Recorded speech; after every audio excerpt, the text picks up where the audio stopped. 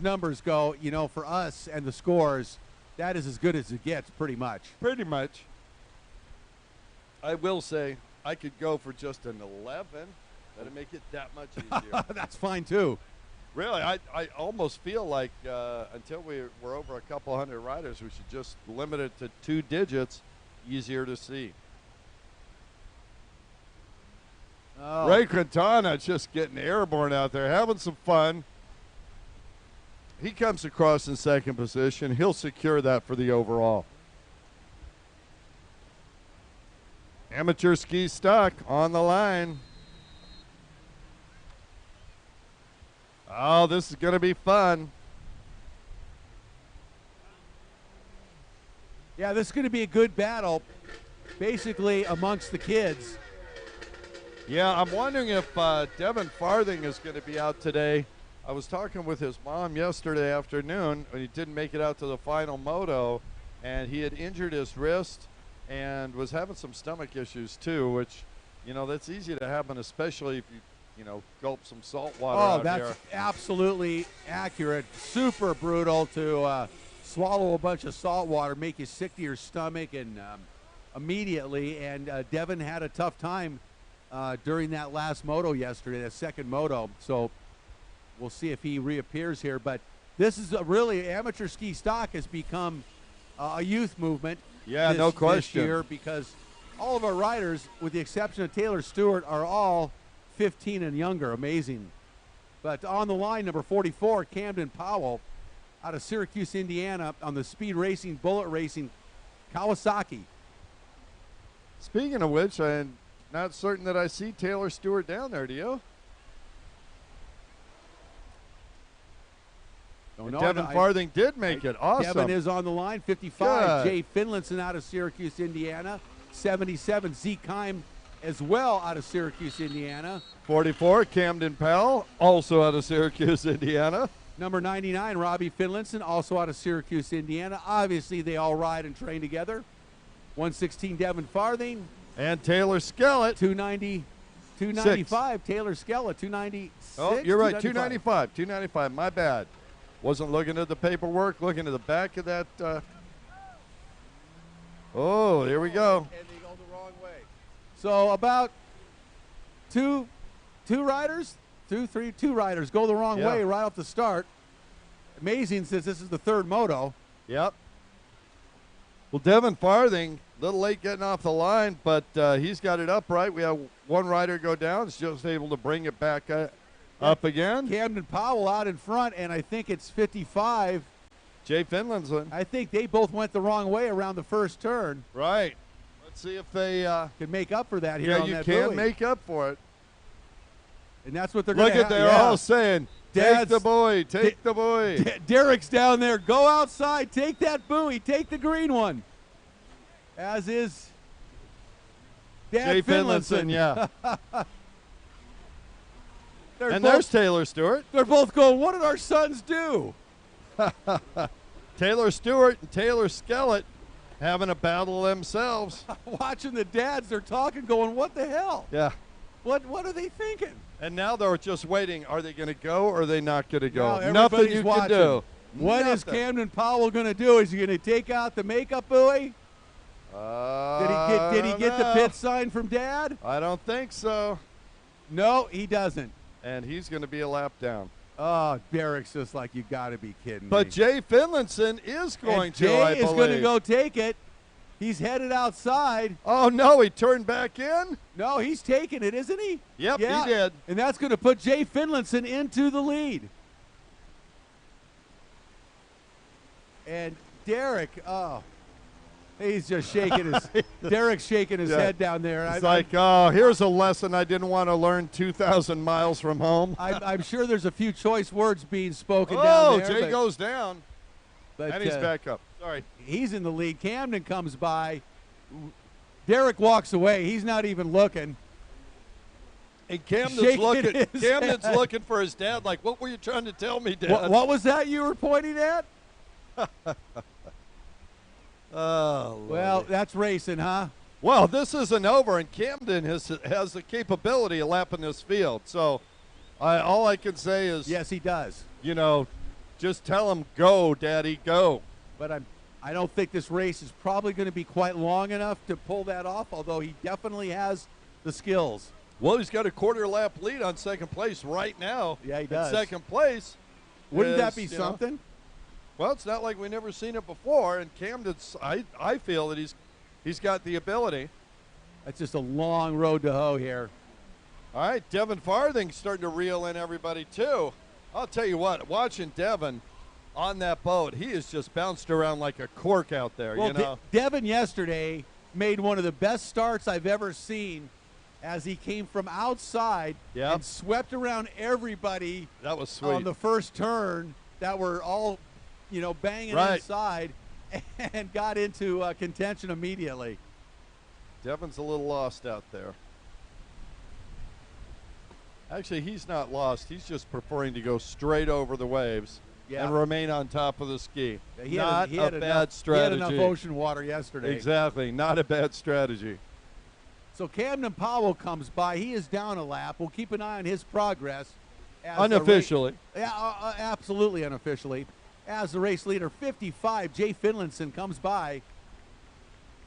And he has got, looks like Skellett. That looks like Taylor Skellett in second. Oh, yeah. Behind Jay Finlinson. So Taylor Skellett in contention with this one. Saw her this morning leaving breakfast. She was mowing on some waffles. Yep. So building up the carbs. I think so. So I think they served her well because she's flying out there here in Moto number 3. Taylor out of Port Charlotte, Florida, on the Way Chamber Performance Yamaha, number 295 behind our race leader. Taylor keeping the pressure on. Jay Finlinson. Oh, that was beautiful. Boy, she's handling this girl has ridden. You see that? She went up in the air, pitched it sideways so that she could match the angle of the wave that was coming at her, landed it, accelerated up in the air, and jumped the next wave. Taylor Skellett has got some skills, and she's really honing her skills in the surf. Well, the number of laps these kids have ridden, the Skelletts, Niemi, Finlinson. I mean, they have Powell. ridden so many race laps, so many races over the last few years that they are highly skilled. And like I said, this amateur ski stock class is now a full-on youth movement, and all these riders have moved out of the youth class into this class, and they just dominate. And it's so much fun for us, Rick, because we've discussed this before off camera, that, to watch these families, these young riders grow up and just get better and better and better and better. And we talk to them in the pits, and they're becoming more and more confident. They'll look you in the eye now and talk to you about things that have gone. You know what I'm saying? Instead of kind of looking down the ground and kicking her feet and saying, "Aw, shucks." And Taylor's very, very evident of that because she's a real nice young lady, and very good to talk to.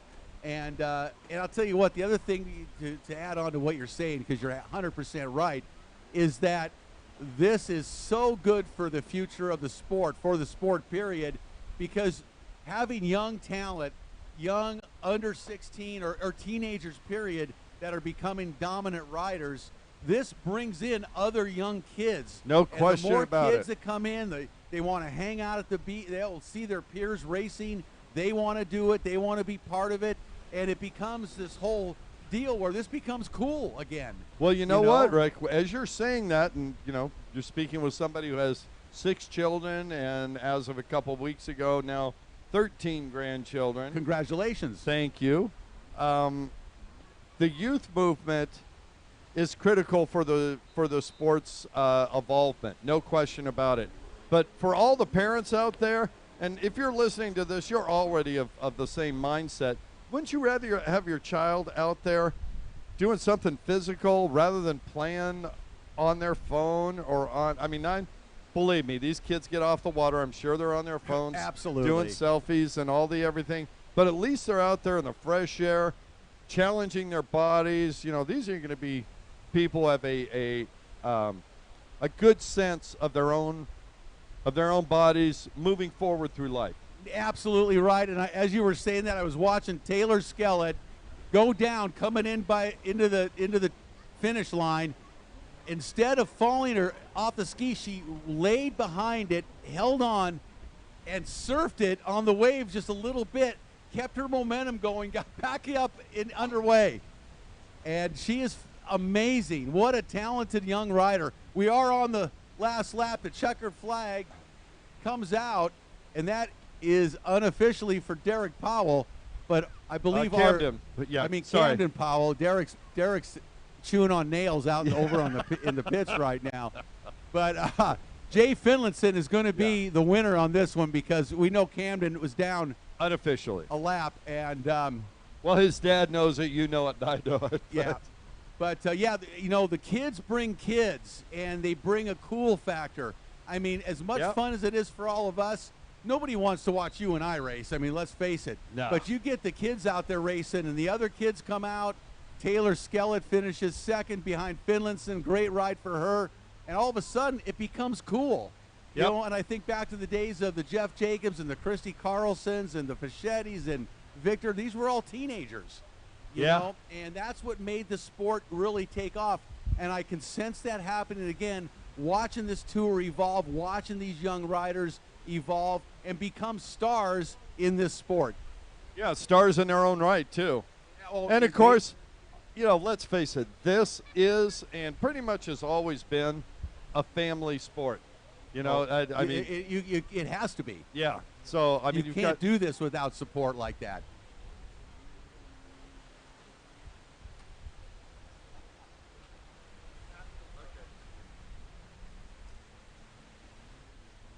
IROC GP and veterans runabout box stock on the starting line. Pretty exciting. Oh, good stuff. But yeah, just loving watching these young riders evolve, and they are phenomenally talented beyond what I think a lot of us ever dreamed 12 and 13-year-olds, 10, 11, 12, 13-year-olds could do on these skis.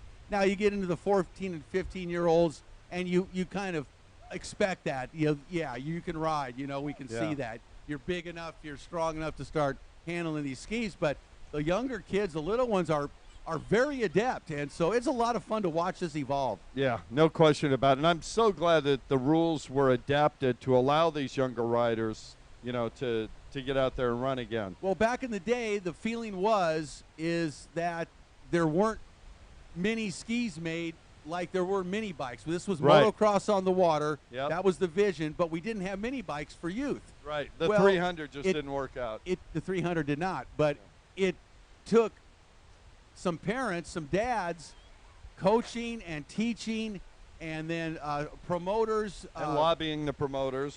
Lobbying the promoters. The promoters going, this could be good, but proving that these kids had the ability and they were able to handle this safely on the racetrack, and they have proven that without question. No doubt about it. Looks like Valentina Lescano needs a holder out there. So if somebody's on the beach can run out and give her a hold, that'd be great. We need one more holder out there. Look at that. Her girlfriend, Jennifer Illing, running out to help her friend. Gotta love it. Jennifer Illing, I didn't know you were a holder. She's in everything. Man, that's amazing. Okay. Mom, world champion, on holder. The line, 71 out of Orange Beach, Alabama, on the Yamaha, riding for advanced carpet cleaning and restoration is Kevin Sullivan. On the 176 out of Miami, Florida, riding for Miami Jet Ski, Riva, Jet Tribe, and Jet Trim, it is the aforementioned Valentina Lescano. That's the IROC GP class. Veterans runabout box stock. We've got boat number 55 out of Miami, Florida, riding for the Miami Jet Ski Shop. That is Eduardo Lopez. And out of Hartsville, South Carolina, on that 875 Yamaha, it is the Crusher, Charlie Smith. He's sponsored by Riva Racing, Champion Motorsports, and DMAC Racing. There they go. Charlie Smith got a good drive. He is out front. Nice jump. Nice jump by Oh, this is going to tell. And Charlie gets the hole shot. Well, Charlie was riding real fast in that earlier race he was in, and he gets the hole shot here. He's looking good because he has ridden fast and up front many times over the last couple seasons. Well, yesterday he won both motos. This is his class right now. He's been dominating. He is the veteran. You know, it's funny that you mentioned calling him the Crusher because at the awards. Does your hand still hurt? Yes, it does. But at the awards, as our leaders come by, 71, Kevin Sullivan, and then a battle. Oh, 55, Eduardo Lopez goes by as his teammate. Valentina Lescano. But at the awards at Daytona Beach a couple of weeks ago, Charlie's wife came up, and I was talking to her. Whoa! Oh, my goodness. Oh, Lopez, he sky-shotted. When you hear everybody on the beach go, oh, that was special. That was a huge yard sale by Wow. Eduardo Lopez. Looks like he's okay. He's got his hand in the air and his head above water. Boy, he went flying. That was spectacular. I hope his right ankle is okay because honestly, as he came down, looked like he caught the boat with it. But we'll see. Hopefully, he can get back on and no problem. Charlie Smith coming from the far right-hand side down the front straightaway. He'll get a yellow flag. So let him know. As I was saying about Charlie, you know, we call him the Crusher jokingly, but not so jokingly. He has the handshake of a gorilla, essentially. I mean, I think gorillas cringe when they see him coming. Yeah, his wife told me it's so funny that you guys call him that because that's what they call him at work. That's his family. That's his family call him Crusher. Yeah, we didn't know that, you know, and so yes. Some nicknames just, you know, are created by themselves, right? He is just one big, strong man. He is, and such a great heart. Really such a cool fun guy. Super nice, super cool guy. And he goes back in the sport a little ways and loves it. Is here at every tour race. Made his way here to oh, and look at that. South Padre Island, and it's great just sport. Good to see him. I'm sorry, great sportsmanship there as Charlie came up on Eduardo Lopez. Eduardo saw him coming and just moved wide, let him go by. That's great sportsmanship. Yeah, these guys know what's up, and they know where they're at, and there's no reason to take a chance if it's not for position. Wow, Eduardo's really going fast. I mean, he does go fast until he doesn't. Yeah, until he's not on the boat anymore. But he's getting sideways That's right what's there. Going on. Yeah. He almost got launched again right there. He's got to keep that hull straight with the waves instead of sideways, because you get those big runabout hulls sideways, man. There's a lot of force that when that thing lands, it can just rock your world. Yeah, he's got to be perpendicular to the waves rather than parallel. Exactly, and that's otherwise because the boats are designed that way. Right? Otherwise, you get what you guys in road racing and us in motocross or any motorcycle racer, probably the worst. One of the worst words is high side. Oh, dude. Believe me. So my right shoulder has never worked since I was 16 when I was high-sided in a motocross race in Vermont. You're not supposed to do that. No, not well. Yeah. There's a high side and an endo. Yeah. And I'm not sure which is worse. High side, because it picks you up and then it slams you down. The force is brutal. Yeah.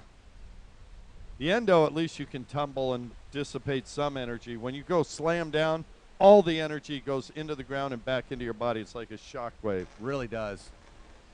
Makes it gelatinous. The endo, unfortunately, has the experience of you know it's coming. Yeah. The high side happens so fast that you don't really, it happens so fast you don't really know it. Yeah. But the endo is something you do not want to experience because you kind of go into a slow motion. Oh, no. My goodness. So we want to call out Ski 4-Stroke Stock to the line. Here's Derrick Powell, always first to the line. I'll tell you what, Mr. Powell knows what it takes to win. Well, I think Derrick Powell might want to get a little frustration out here. Well, I'm just saying. I'm hoping he took my advice and took some ibuprofen this morning because, you know, that's an old racer's trick for arm pump. You start out the morning with ibuprofen, thin your blood a little bit. Or an old racer's trick period is you just live on ibuprofen. Yeah. Well, after the race, a good friend of mine who's an orthodontist, and he's a lifelong motocross racer, and he calls it vitamin A. Vitamin Advil? Yes. Yeah. That's Dr. Spills. All right. Well, Charlie Smith made it a clean sweep.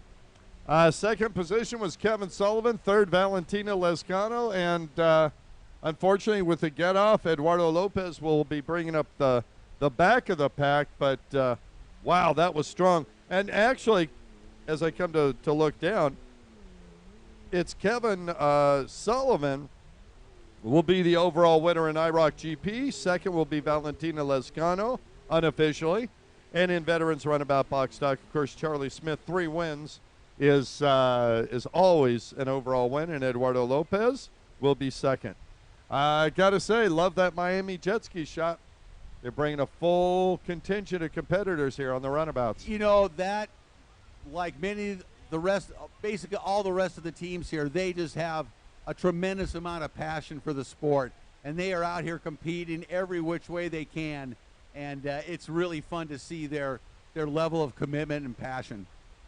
No question about it, and you go up into the pits, there's always smiles over there. They're happy, they're working on a boat. And I mean, obviously, you get a little bit depressed or down when something breaks or you have an issue, but generally you go by there, you leave happier than when you walked up. Well, and on top of that, they do a mean barbecue, right? I'm telling you, yeah. Mean barbecue. Yeah, well, those guys, that Miami jet ski shop, man, they can grill.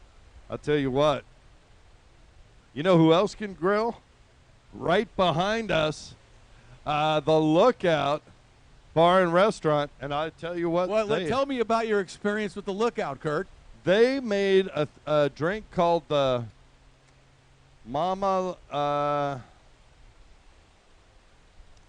Mama. The Bahama Mama. The Bahama Mama put this old man into full-on funny mode last night. Yes, now, you had did. dinner, right? You had dinner. You were in fine form after the Bahama Mama.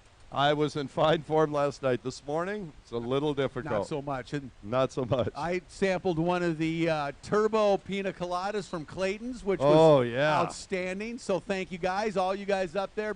Appreciate all your support. As we start getting set for the Kawasaki SXR 1500 class. That's right. Otherwise known as Ski 4-Stroke Stock. Well, let's go ahead and call them out because the boats are ready to come in. On the number 0 out of Miami, Florida, EJ Viso. He's sponsored by the Harry Kiwi Studio, BMS, iBiz Miami Radio.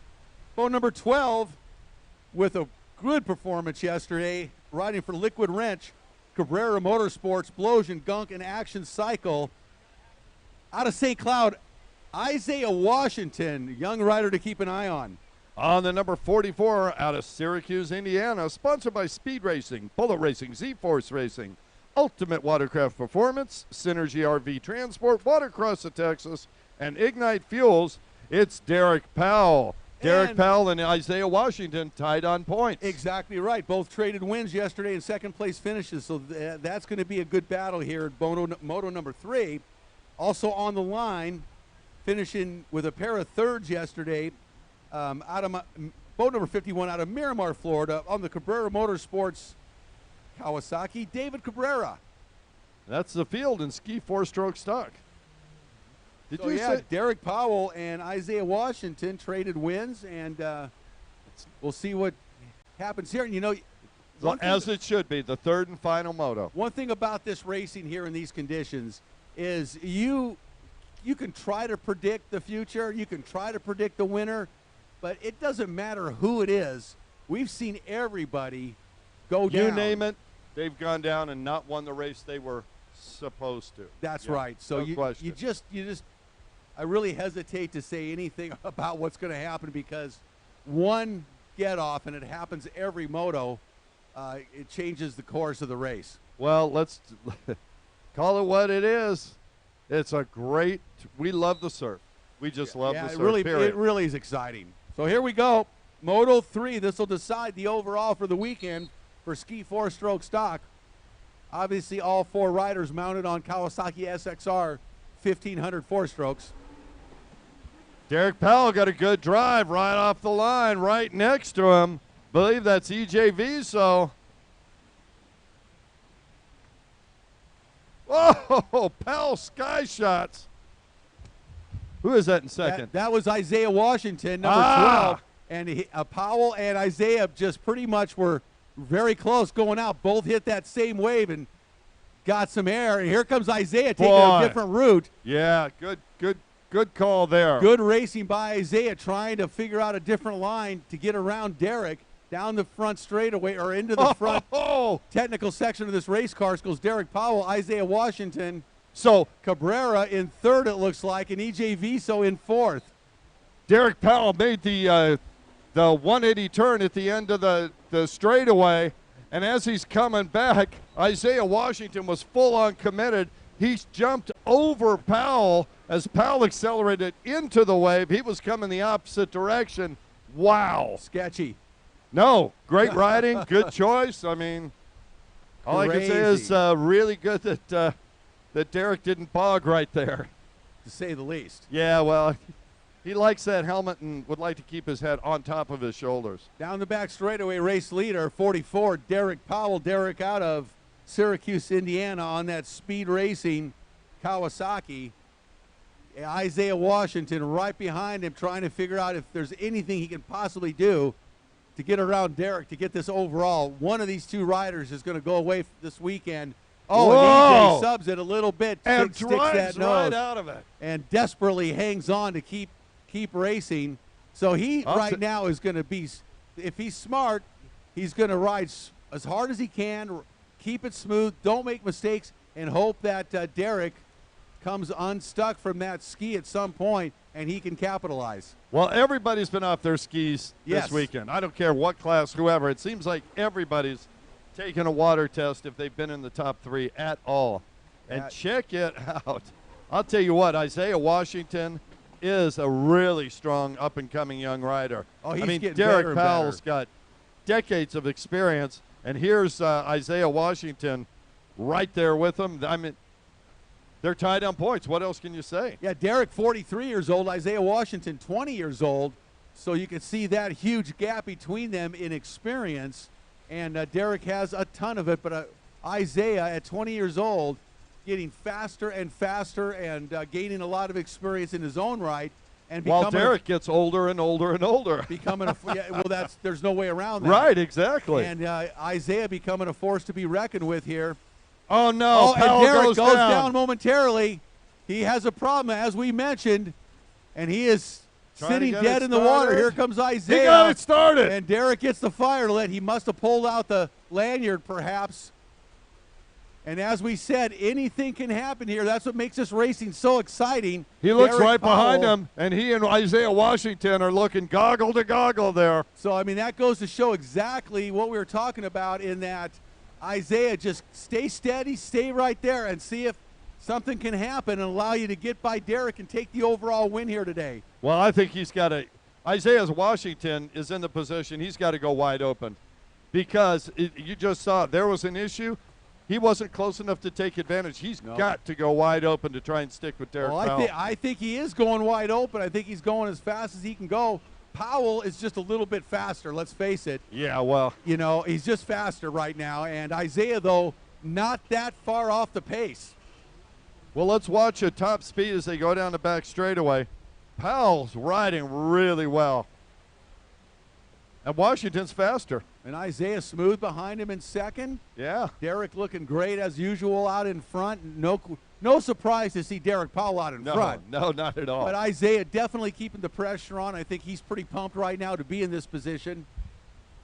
You know, at this point, you got to say, whoa! Oh, and Derrick has a problem. Here comes Isaiah. He swings wide. He knows he's got a cushion. He doesn't panic, straightens it up, comes back around. But it shows how hard this is. Yeah. So challenging, particularly on these stand-ups, but on all the watercraft in these conditions. It never ends. You are challenged every inch of this race course. Every second you're getting pounded. Yeah, no question about it. And Isaiah flips his goggles off as he comes by. Yep, if they're full of water, you can't see, and this is salt water. I'll tell you what, from this point forward, his eyes are going to be stinging. Yes, he's going to have to hang in there, and he's catching Derrick just a little bit. He has closed the gap a little bit here, as this has really turned out to be a tremendous third moto. I'll tell you what, these two riders, they've been battling from the moment they get on the water. They're competing, you know. One more time down that back straightaway. Now Derrick, Isaiah bobbles a little bit coming onto the straight, allows Derrick to gap him just a little. By about 2 boats that time. boat lengths, 2-3 boat lengths. He pulled on him. Isaiah made a bobble coming in, and when you lose that momentum and speed coming into a straight, it's tough to recover from that, you know. You know what I'm seeing when Derrick is going down that back straightaway, as opposed to Isaiah. Derrick's absorbing some of those hits, and then he's pre-jumping and using them to clear others, and it's giving him a faster run down that back straightaway. Isaiah, trying to keep it planted, is putting the nose of that thing into some of those, and it's slowing him down. Exactly right. And it was interesting, as you were talking, I saw Derrick coming in towards us, or towards the finish line, and he got off sideways a little bit, and he put a leg out, the old leg drag. But the funny thing is, the leg drag on these SXR 1500s does you virtually no good. Well, they are so big and overpowering. You got a leg drag is almost like, sorry, you're not doing anything here. If you're putting your leg in the water, you're hoping it's kicking it back up on the tray because exactly. That's the only thing that's going to do. That's definitely changed. Well, you know, it's funny. When they first came out, Rick, people were just rolling over on the side, kind of like everybody on a 445/50. We saw Craig Warner. We saw everybody. We saw Lewinstras. When those first came out, they would just fall over in the corners. But now they've got sponsons, intake rates, ride plates, whatever they're doing. And they learn to ride them. It's a different, it's a completely different riding style, and it takes a little while to adapt. I rode one for the first time and was like, wow, this is really weird. So let's take it into something you've got experience with, surfing. Is it longboard versus freestyle board? You know what? That's not a bad analogy. You know, a longboard versus a shortboard. A longboard, they turn, but you get on if you go from a longboard to a shortboard, it's like going from driving a Cadillac to driving a sports car. Right. All of a sudden, it's wiggly. You're just wiggling around on that thing. And so if you went from an SXR 1500 back to a whatever that's smaller, anything else, you're just like, oh, I can just whip this thing around and manhandle it. Right. You don't manhandle an SXR 1500. Right. Or a longboard. You ride them. You learn the style that's required to make them work.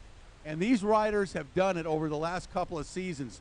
Derrick Powell, Isaiah Washington, David Cabrera, EJ Vizo. These guys have all worked and worked and worked and gotten that riding style down. Last lap here for Derrick Powell. And we need Sports Stock to the line. Sports Stock to the line, please. Now, I will say that's my 2 cents on riding them.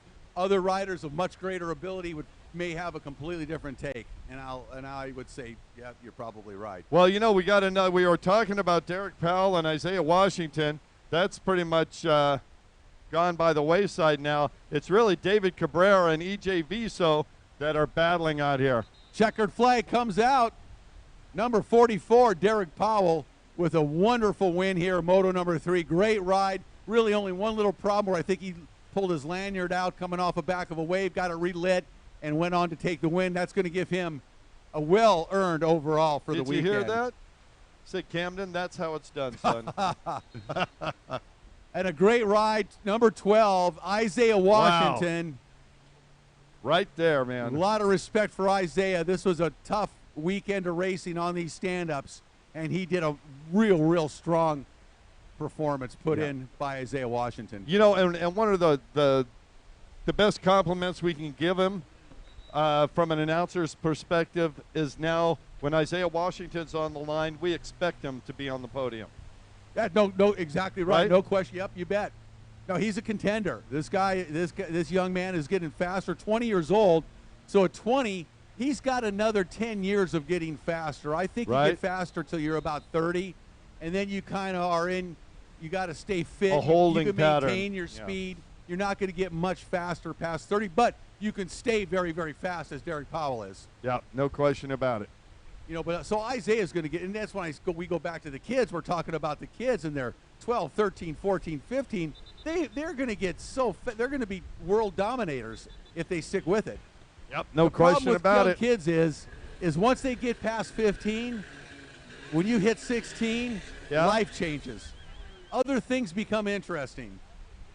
Some stick with it, some I'll don't. tell you what's interesting. The boats and the kids on the water, or I should say the riders out there now, I see Hayden Skellett, Devin Farthing, Ken Waddle, of course Sam Nemi, the odds-on favorite. That is sports stock class. This Yeah. is going to be a battle. And number 2, Yep. Hayden Skellett out of Port Charlotte, 14 years old, on the Wade Chamber Performance Yamaha Blaster. He put in a pair of awesome rides yesterday to take wins in both Motos 1 and 2. So he is on the pole position and the rider to beat. Now we have to say Sam Nemi was out front running strong for about half the race. Right. He was sick, recovering from a bad cold, and just ran out of gas. Nemi gets a hole shot here, but look at Hayden Skellett. Immediately goes offline. Oh, Sam getting sideways, looks over, sees Hayden's right there, lets him go. Wow! And Hayden blasts through there and stays on the boat. Amazing. That was spectacular. All right, pro show coming up. All right, let's keep an eye on these riders. They complete Boy, Hayden his first Skellett. half a lap. Is this a changing of the guard here? Hayden Skellett out front again in the surf. Hayden Skellett has gotten faster and faster and has adapted to this blaster haul unbelievably quickly as he is becoming almost, not quite, untouchable. But Sammy Nemi can have something to say about that. Well, you know, in Hayden, this stock class. Hayden's the Isaiah Washington of the Sport GP class, the Sport Stock class, right? Yeah, He's and even better. I mean, he's out there 14 years dominating old so far. Yeah, and he's racing against, Ken Waddle, 48, Ray Quintana, 47, and the rest are all teenagers. Devin Farthing, 15, and Taylor's his younger sister, 13 years old, and a very, very fast rider in her own right. Boy, we got a battle going on at the back of the pack. I mean, the leaders are gone. I know it is. We got amazing race. And I'm watching Devin Farthing got pushed back, and he is reeling him in. I'll tell you what, he's taking alternative lines, doing what he should do, staying out of the pump wash of the 4 boats in front of him. Really smart for a young rider. Well, Quintana and Ken Waddle are battling over third place right now. Yeah. And it looks like Waddle moves into third place on that 85 blaster with Quintana in 4th. And then here comes Farthing and Skellett. And remember, yesterday, Waddle was in second position, I believe, for almost the entire race. And on the final lap, went down. And that allowed... That's right. Who was it that went around him then? Was it Hayden? No. Would have been Sammy Nemi, I believe. Yes, you're right. It was with Sammy the second Nemi. yesterday in Moto number 2. But look at Hayden Skellett fly down that back straightaway. He is on the gas. Sammy Nemi in second now firmly. Nobody really close to him either way. And then Ken Waddle. Oh, no. Taylor Skellett came off right there. She'll have to take the makeup boy. That Ray Quintana in the water. 69, Ray Quintana down.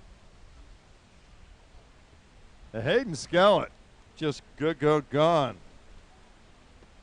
So Skellett now coming by out in front, boat number 2 at the halfway point in this third moto. Sammy Nemi in second place, and then Ken Waddle solidly in third now with, it looks like, is that Taylor or is that Devin Farthing coming around? That's Devin. That's Devin Farthing now coming around, and he is on the gas in 4th place behind Waddle. I'll tell you what, he was closer. I haven't been watching all the way through, but he's made some really good moves over here. And he takes the halfway sign, so he's hanging in there. Oh, yeah. Well, up next, we go back to the Pro Show, Pro-Am Ski GP to the line. Yeah, Ken Waddle looks over. There's Devin Farthing right there.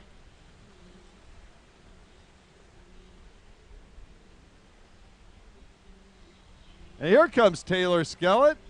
Ray Quintana goes off the side. And Hayden Skellett just goes right by. Ray is having a rough third moto here. He really is, that poor guy. Hayden Skellett one more time down the front straightaway with a commanding lead now. Sammy Niemi, number 13, in second place.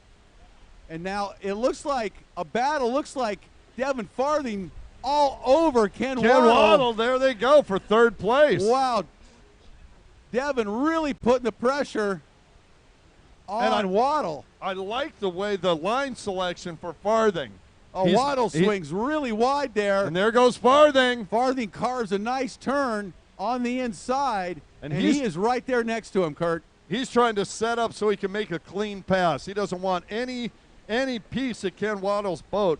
Well, Devin Farthing, a lot like Hayden Skellett, in the ability to really lay that boat over and carve some really hard corners. And he comes off with one leg and gets it right back on. Devin Farthing had his right leg go over to the left side of the boat. Little knack-knack, Jeremy McGrath right there. Number 2, Hayden Skellett coming around. And he is going to put his sister down a lap here, it looks like. White flag out, 1 lap to go. Sammy Niemi right back there, but it's all Hayden Skellett right now in that number 2 machine. And Taylor. And Hayden goes around his sister, younger sister. And Ray Quintana is going to have himself a nice Sunday ride now. Yeah. I'm done with being in the waters. Brutal. I can't even imagine trying to get back up on that boat a fourth or fifth time. But these conditions, let's face it, this is tough stuff. You got to be a hell of a rider to really work this course, Ken Waddle goes way wide and puts it an opportunity for Devin Farthing. Oh, Devin, I'll tell you what, that is youth right there. He backed out of it. Well, Ken took it a little easier. Side by side. Look at Devin down the front straightaway trying to get by Waddle. Use a little power to weight ratios. Can he get around the outside? He's giving it a shot. Farthing and Waddle side by side battling for third. And there goes Farthing. Devin Farthing makes the move. Wow, the young man out of Ackworth, Georgia on the look gas. at this. It's not over. Look at Devin. Nice move by Devin to avoid that whitewash. I was just seeing him come off that boat, and he did exactly the right thing. I'm sure Ken's probably getting a little tired out there. Yeah, this is you take a beating in these conditions. Oh, we got Ryder down. Oh, Taylor Skellett's off. Over on the, looks like she's in on the hook. Hayden Skellett in with the win. Sammy Niemi in second place. So those 2 riders have finished for the day in this sports stock class. So the battle now out on the course still. See who's going to finish. It's looking like Devin Farthing is going to come around and take that third place finish here. Waddle behind him. It's going to be Devin Farthing. What a great ride for Devin Farthing. He moved up and battled and has taken a third. Great job by young Devin Farthing. I got to say, I'm watching him, and I can't help but think of his dad on the blaster because Dustin Farthing was magic. Well, on all kinds of things, but the blaster especially, just when he started, he was a young rider, much like his son. Right. And very similar in many ways. Oh, unfortunate Taylor Skellett coming in on the hook. Oh, here it is, Rick Lake. We've been waiting all day, RT. And here we go. It's Pro-Am Ski GP Moto number 2.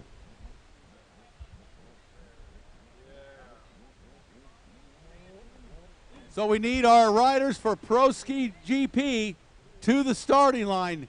Well, get ready. We're going to have the blessing and the national anthem. So if you just get lined up, you don't have to have the boats in the water right now. And if you're watching on the live stream, good time to grab a soothing beverage, kick back, because we are going to see a great battle out here in Moto number 2. We've got 2 motos for the pros yet today. So this Pro-Am Ski GP race is going to be a good one.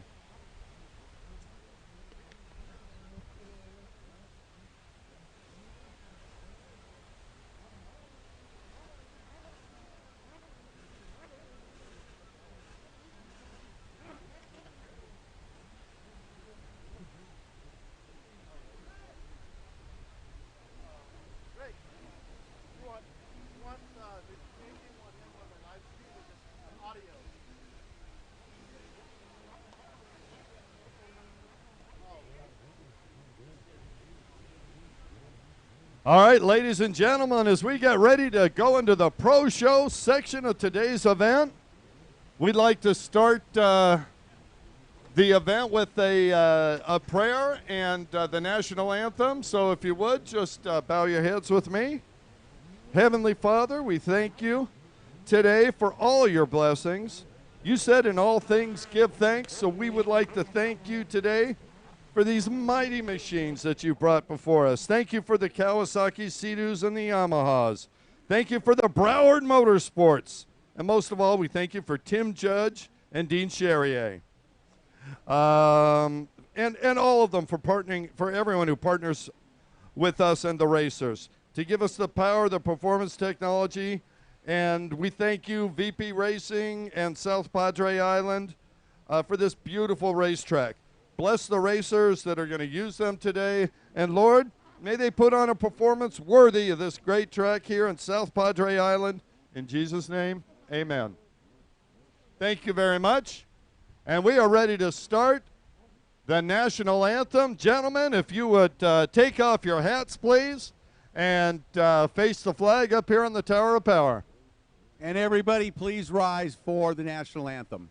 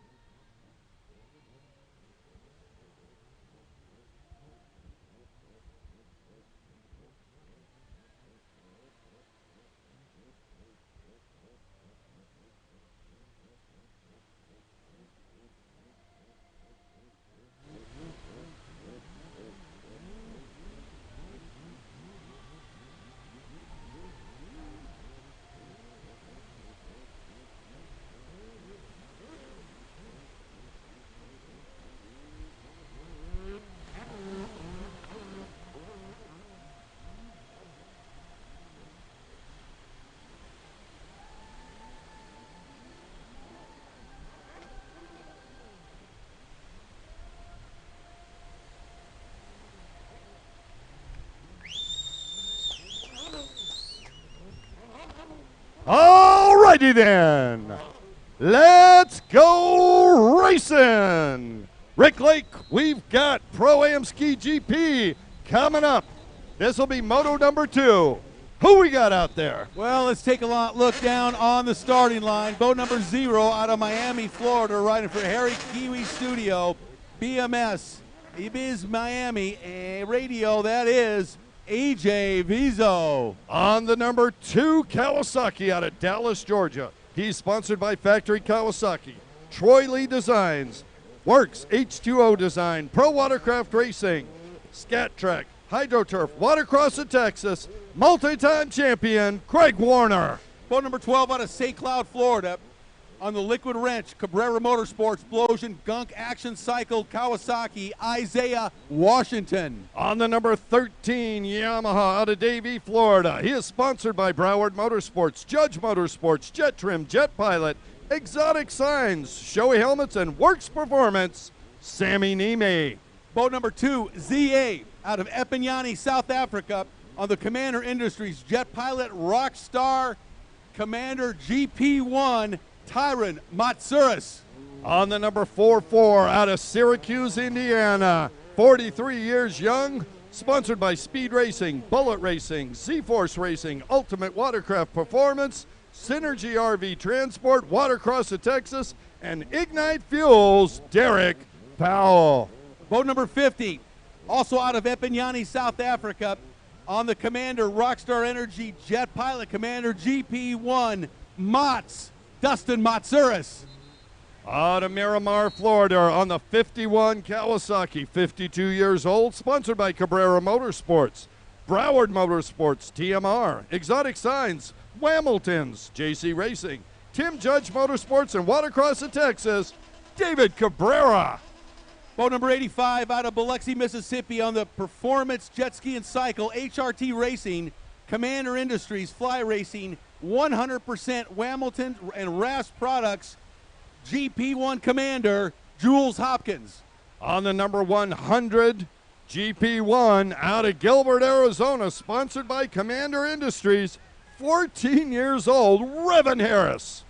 And boat number 295 out of Port Charlotte, Florida, on the Weight, Shape, and Performance, Action Kawasaki, Abaco Glasses, Commander Industries, Broward Motorsports, Yamaha, Hayden Skellett. That's the lineup for Pro-Am Ski GP, Moto number 2. All right, crowd, are you guys excited and ready for some pro ski action? Well, this is going to be a good one. Yesterday it was Tyron Matsouras just absolutely putting the hammer down on that turbocharged Yamaha Commander, and he left everybody in his wake, including his brother, his older brother, the multi-time national world champion, Dustin, and Craig Warner. I mean, everybody was behind Tyron. Tyron put on a show yesterday, and let's see what he's got today and see if Dustin, Craig Warner, I know Craig's chomping at the bit to get a good performance in here. And there is Motts over there on the south end. It looks like he may have a little issue. I don't know. I know the riders are saying let's go. They're saying let's go before he comes over and wins this race. Yeah, he's not going to. It's not looking good for Motts right now. Unbelievable. Dustin Matsouras having a problem. No 2-minute hold? I don't believe you can get a 2-minute hold if you're not on the line. Well, no, but I mean, he easily could have ridden over here. So here we go. So Tyron Matsouras with a hole shot. And double jumps away. What a beautiful move. Double jump, the incoming set of waves, and goes into the lead around the first turn. Amazing racing by Tyron Matsouras, picking up where he left off yesterday, Kurt. That's how to be a champion, and they're going to bring it back. Jules Hopkins came off the boat on the front straightaway. So Dad's running down. He's going to do some work. Jules off the ski, going to get back on it. They're going to bring that back. Boy, what a break for Dustin Matsouras. Potentially. Let's see what happens. I don't know if they can get that boat running. They're bringing it to shore. It up off the water. Boy, this saltwater can just wreak havoc on these engines and electrical systems. I'll tell you what, guys are running to get tools right now. Boy, I would like to see the video replay of that start because Tyron Matsouras double jumped that wave. It was beautiful. Oh, he just made the best start of the weekend right there. No question about it.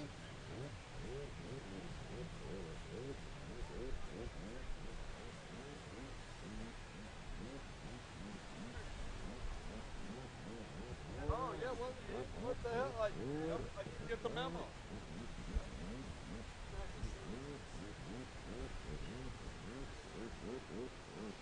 Okay.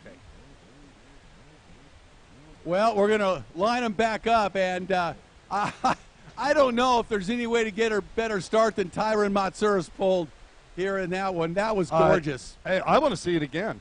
I mean, it really was timed perfectly. Well, we're going to make Zach show us the video of that just one. A little bit, and then kick it up.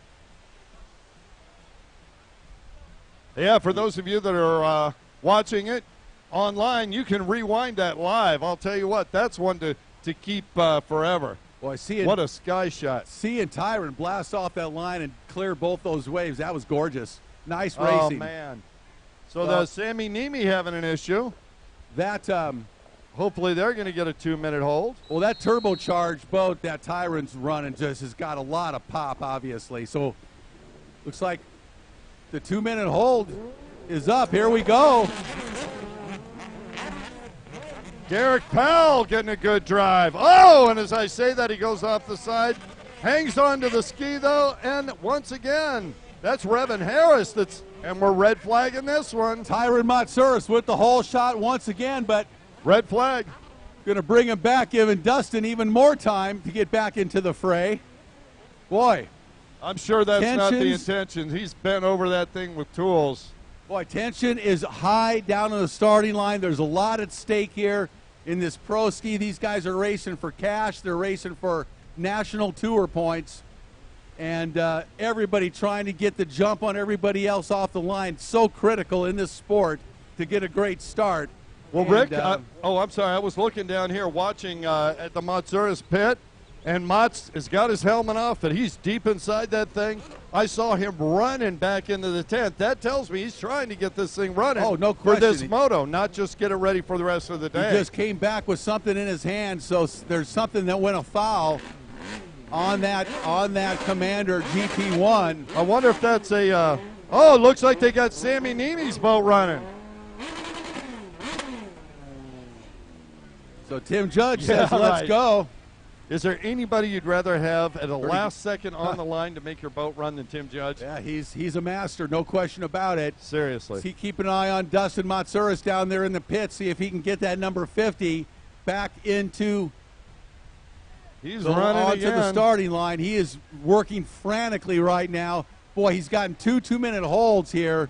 Well, no, no 2-minute hold. It's just a red flag. Just a red flag start. Now, look, he's saying, hey, I need a hold. This thing's not starting. Yeah, so we haven't had a 2-minute hold. We've just had a couple of red flags. Right, we've only had red flags, so there's still a 2-minute hold to be used. So now I think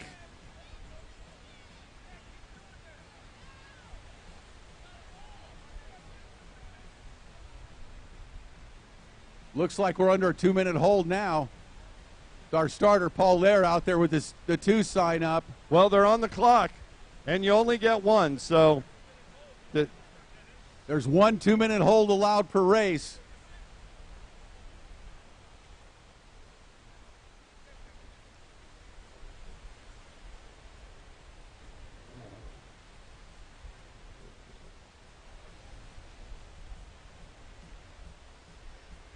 I can't imagine what Dustin's working on down there in the pits, but he is got his head buried underneath that into that engine compartment. Well, he is working on something. Looks like back in the back part of the hull. I'm thinking exhaust or the through hole coupler or something. Yeah, the coupler, exactly. And that's not a job you're going to do in 2 minutes. Not likely. Either one of them, really. But this guy knows this boat inside and out, every square inch of it. So he knows what it's going to take. We are under a 2-minute hold.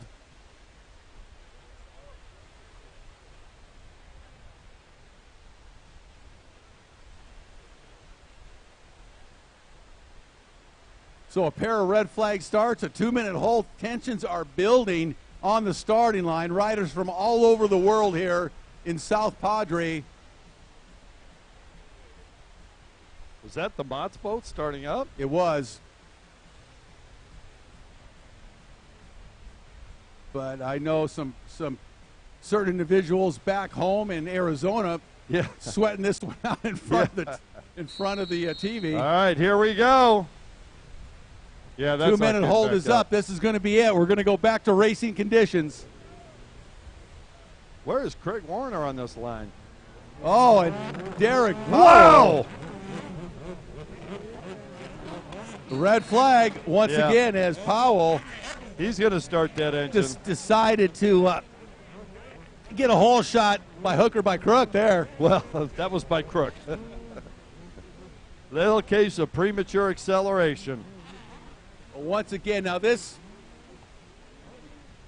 unfortunately, is really what we don't like to see. And but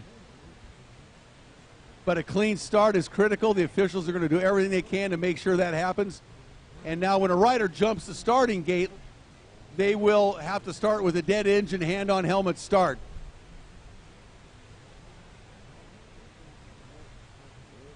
So I think we're going to see that take place here. Giving Dustin even more time if there's anything he can do to get back onto the line. Boy, he's been benefited with a lot of delays here, which doesn't usually happen. I don't think he's even trying to get the thing started again. I don't see him working on it down there, so I think they finally decided it wasn't going to work. No, he's working on. He's trying to fire it up.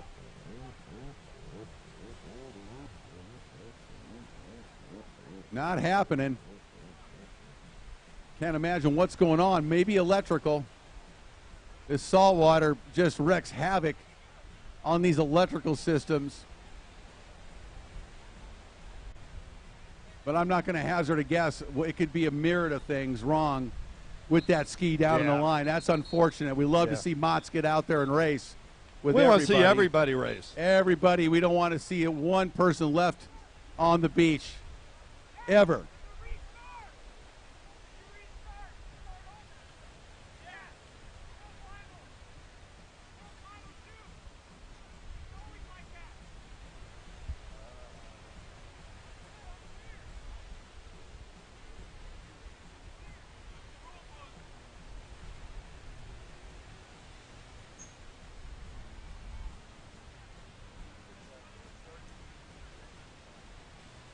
Yep.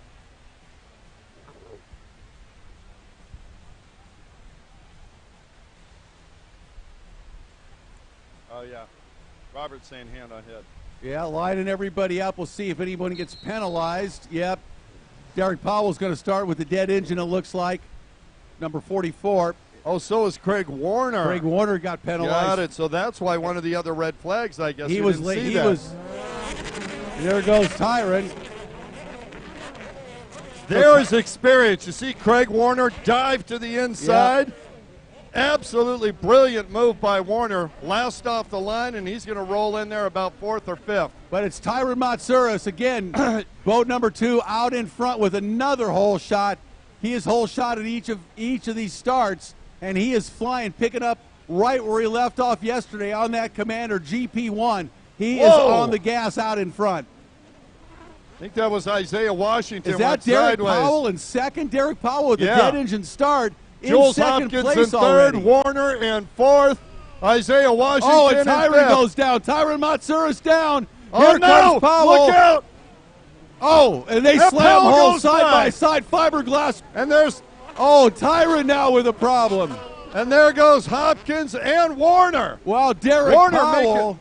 I'll tell you what, Greg Warner's come back. He is riding like a man with his hair on fire right now. Well, Derrick Powell, with a dead engine start, somehow works his way into the lead right away on the first half a lap.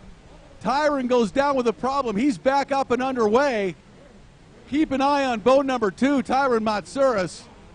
See if he can get back up to speed here as Powell down the back straightaway with the lead, and I believe that's Warner in second behind him. It is Warner in second. Well, Jules Hopkins in third. So Jules Hopkins is the top Commander boat out there. And Hopkins goes down. As I said, he leaves the boat. And Powell out in front looking great. Warner behind him, a pair of Kawasaki SXR 1500s. And let's leading just call the way it here. Both of those riders started dead engine. Both of them were dead engine. So in the surf, anything can happen. Well, it's experience too. Both of them dove towards the inside. They got out of the pump wash of everybody that was already gone and accelerated strong to the first turn. And Derrick just, he was a click ahead of Craig there. He was able to get right up to the front. It took Warner and 3/4 a lap to move up into third spot, now into second. Well, and here goes Isaiah Washington. Look out, Isaiah, because Tyron Matsouras is right there with you. Down the back straightaway, the race leader, Derrick Powell. And as Matsouras goes by Isaiah Washington into third. So it's Powell, Warner, and Motts. Keep an eye on the boat 2ZA of Tyron Matsouras as he is working to track down the leaders. And he will have enough time to do it if he can get it on and make that boat work without any further issues on that Commander GP1. Here comes Jules Hopkins down the front straightaway. Powell making the turn back onto the front, going through the technical section by the finish line. Going to make that left and then the right around the checkered finish line buoy. Derrick Powell, the race leader, coming by right now in front of us down the front straightaway. Throws his goggles into the beach. Number 2, tell you Craig what, Warner on the factory Kawasaki right behind him in second. I'm just doing the math here. If they finish just the way they are, Tyron Matsouras will have a 1-point lead over both Powell and Warner, who will be tied in second going into the third and most gruesome moto. And here comes Tyron Matsouras. Matsouras on the gas right now, making up ground very quickly on Warner, closing in on the leaders. Powell and Warner. Now Warner up side by side next to Powell. Down the back straightaway. Warner goes into the lead. Gets a good drive out of the corner. It's Craig Warner now taking the lead on the factory Kawasaki. And Powell trying to take it back on the outside. Watch these two go side by side into that right-handed yellow. Powell trying to set up and cut underneath them. He does, but doesn't have enough power. Warner large and in charge now. Far right-hand side of the track. Craig Warner going to make that right-hand turn, head right back out into the surf, trying to keep that thing upright. And here he and Matsouras were just looking eye to eye at each other as Tyron was coming into shore. Yeah, here comes Matsouras, but Craig Warner now on fire down the front straightaway. Wow. On that number 2 factory Kawasaki out in front. Derrick Powell now 44 in second place behind him. These guys are battling here for points, for money, in the mud, the blood, and the beer here in South Padre Island. Tyron Matsouras on the gas, boat number 2 ZA, trying to catch up to Powell and take over that second position. I got to tell you, this is the ride that Craig Warner has been looking for all year long. He did this once. And Matsouras goes down. I'm sorry, I Kurt. see it. He's down again. Looks like he's going to try and get it fired back up. Another engine problem. Something going on that GP Commander boat, unfortunately. Nope, he got it up and fired. It's gone. Man. That could be salt water. Yeah, a little Anyway, saltwater I was issue. saying, Warner is riding better than I've seen him ride since last year. He is really committed this to be, I think, potentially his final year, and he needed a race like this to move forward. Definitely wanted to have a good showing here in South Padre and pick up some points, get back into the points battle. And this is getting crazy out here, battling in the conditions, the riders, these guys are going at it.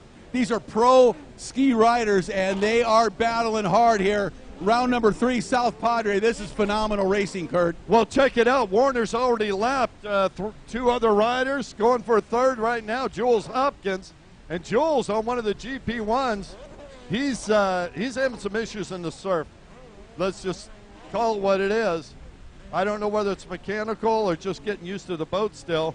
I mean, this is only, his third ride on the thing. Tough conditions. This is tough racing. He's racing against some of the best in the world here at South Padre.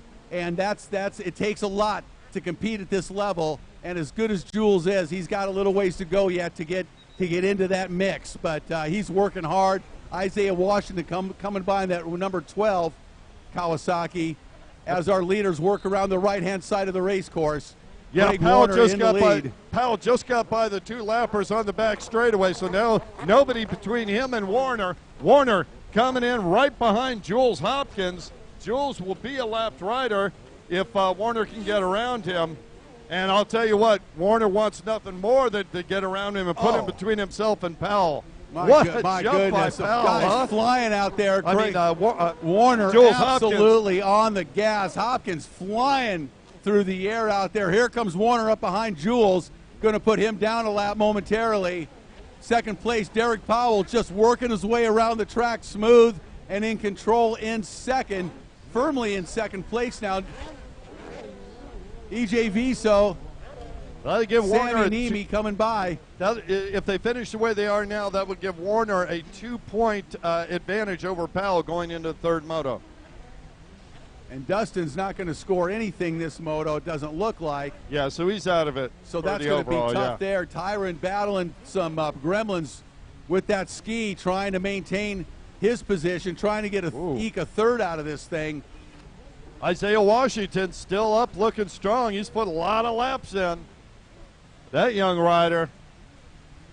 And Revin Harris, we haven't talked about Revin Harris as we watch him come up. No, the 14-year-old out of Gilbert, Arizona. Man, he's battling out here with the top pros and looking good. Number 100 on that Commander ski. I got to throw it out there. I am not certain that Revin isn't the top Commander boat right now. He very well could be. I'm not sure. Seriously. He may very well be. 51, Cabrera comes by. Here comes our race leader, Craig Warner, down the front straightaway on the factory Kawasaki. You get a cut underneath Cabrera.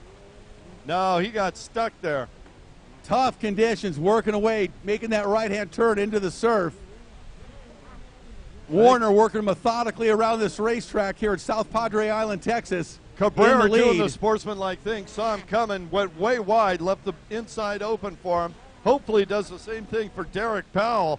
Powell riding hard, but he's got a lot of pump wash to go through along with these waves. Well, Powell's gonna ride smart here. He's just cruising around. He's riding, doing what he can. He's not going to take any crazy chances because Warner's way in front of him now. Nobody's behind him, challenging for second. Yellow flag out. We got a rider down. Oh, Tyron again down right in the soup in front. Man. Bad position to be in as he's trying to get the boat lit. Here There he he goes goes. again. If it was a two-stroke, I'd say he's been seasoning it. I don't know. That's not good. No, it's not good. And they have had stellar reliability on Right. those factory commander boats until today. Yeah, it sucks to go 2,000 miles and have your boat die. 100, Revan When Smith you're in the comes lead. by. Here comes Warner up behind Revan Smith. Revan Harris. I mean, Revan Harris. Why do I want to call him Revan Smith? I don't know. That's not his name. Here comes Powell by Cabrera. Powell in second. Boys, first and second, solid. From there on out, it is a mess out here. Well, I'll tell you, people have been flying off their boats, getting pushed around. The waves are just, and look at this. Derrick Powell's got a second, looks like he got a second win. Rick, I'm thinking that arm pump we were talking about with Derrick, he said it happened about halfway through the ski GP race. I'm wondering if he's just holding on. Probably so. You know, and it's a great No place question. to do it in second place. This is a tough battle right here. What conditions these guys are racing in. This is epic racing here in the surf at South Padre. Just a beautiful facility, beautiful venue for racing, and these guys are putting on a show here. Too bad we couldn't see Dustin Motsurfs out there, and also a shame that Tyron's having the issues he's having. I But think we nonetheless, will. Craig Warner, man, he is on the gas and charging. Yeah, Warner sees Derrick Powell. They look eye to eye as one's coming in, one's going out. White flag, 1 lap to go. Warner just needs to keep it upright for one more lap. Well, the Warner crew is going to be pumped with this one if he can hang on and maintain this lead. This is going to be a big win for Craig Warner, no question about it. Where's as he Jessica? came with the dead She should engine be start. jumping up and But down you know, it just somewhere. goes to show the dead engine starts, the starts in this surf, it's not that critical, man. It really you know? isn't.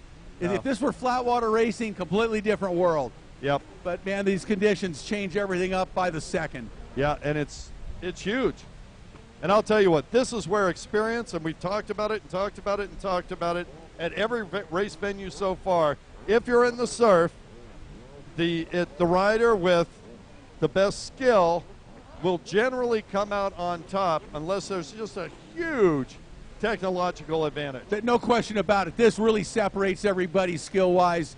You see who's really got the experience and the talent in these conditions, and you can't gain experience without racing in these conditions. That's it. And these guys have been doing it Time all on season speed. long.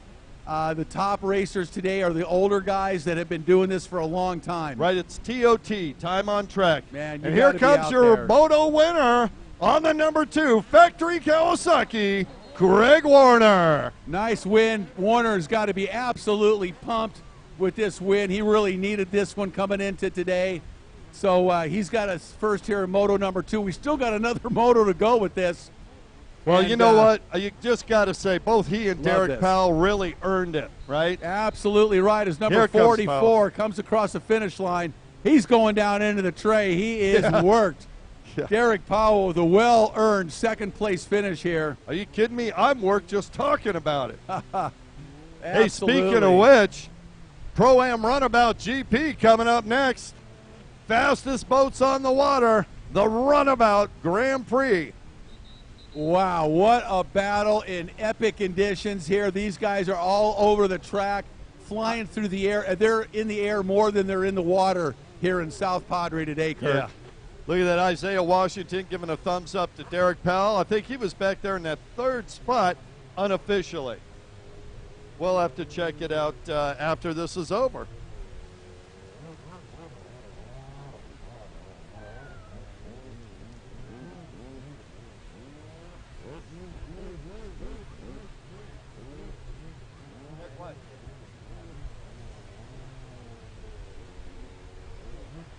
Could we have Ed with the Visitors and Convention Authority here in South Padre please come up to the tower? Ed, if you could please join us in the tower. Thank you.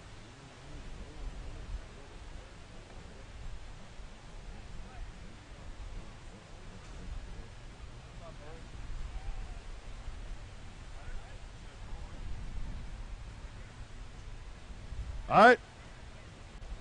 Marissa, if we could have you up at the Tower of Power as well, please. Marissa. You climb those stairs one more time for us. Sorry, Mr. Lake.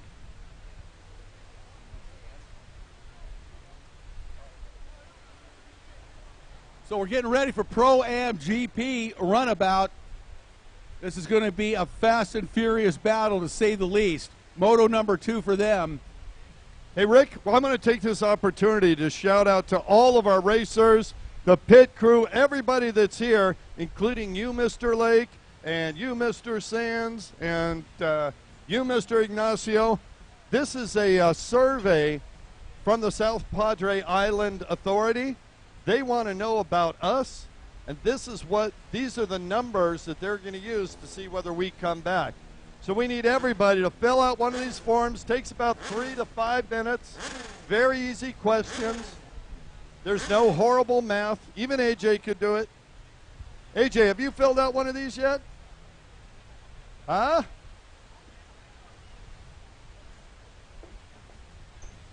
So AJ, is this our benefactor, Ed? Ed, come on over. And Kurt Nolleberg. Ed, thanks so much. We love your place here. We want to thank you and your crew for having us. I hope you want us back. We got a little gift for you. Marissa, I believe we have one of these for you as well. Please hold on to these with our thanks. And we just really want to thank you so much for welcoming the Pro Watercross Tour here to South Padre. What an amazing venue for our sport. This is literally perfect, and we love being here. How about the first week in June for the next 3 years? Hey, that sounds like music to my ears. What do you think, sound Marissa? bad. Absolutely. We love having you guys. Well, and Ed, you're on the live stream, so everyone on the planet knows if you're going to have fun, where do you want to go? South Padre Island, Texas, brother. That's where I'm coming, and I came all the way from California. Believe me, I love this. Thank you so much. We look forward to being here for the next 3 years. This is absolutely ideal. We're loving it. I know everybody else is too. Yeah, we appreciate everything that you guys have done. Thank you. We look forward to coming back again. All right, well, please enjoy the racing for the rest of the day. Awesome hospitality here in South Padre Island is It's a Troy Snyder. Troy Snyder out in front of this GP runabout moto, Kurt. Who's in second? Is that that's D-Mac, I think.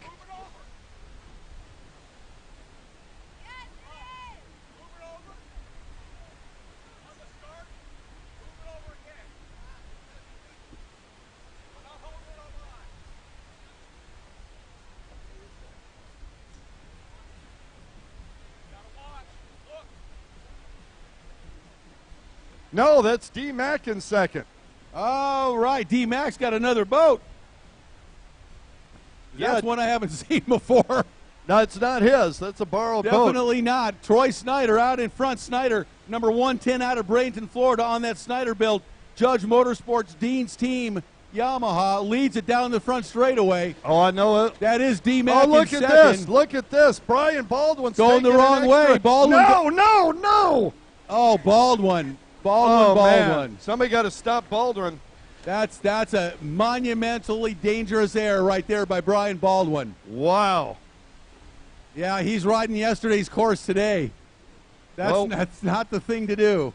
We had talked about switching it back over for the pros, so maybe he's just, it's first time through. But anyway, wow. Down the back straightaway, look at this battle right now with Dennis Mack chasing down Troy Snyder. Mack on the gas. And is that Baldwin joining them? That's Baldwin right there. Yeah, no question about it. He's going for it. But Baldwin didn't go outside. Let's see what track Baldwin takes this time, because he was off course there the last lap, and there we go. Oh, no, I went the wrong way. Yeah, he's got it. Oh, that's going to not go over well. You know what he's thinking right now? Oh, dude, I can't believe I did that. Yep.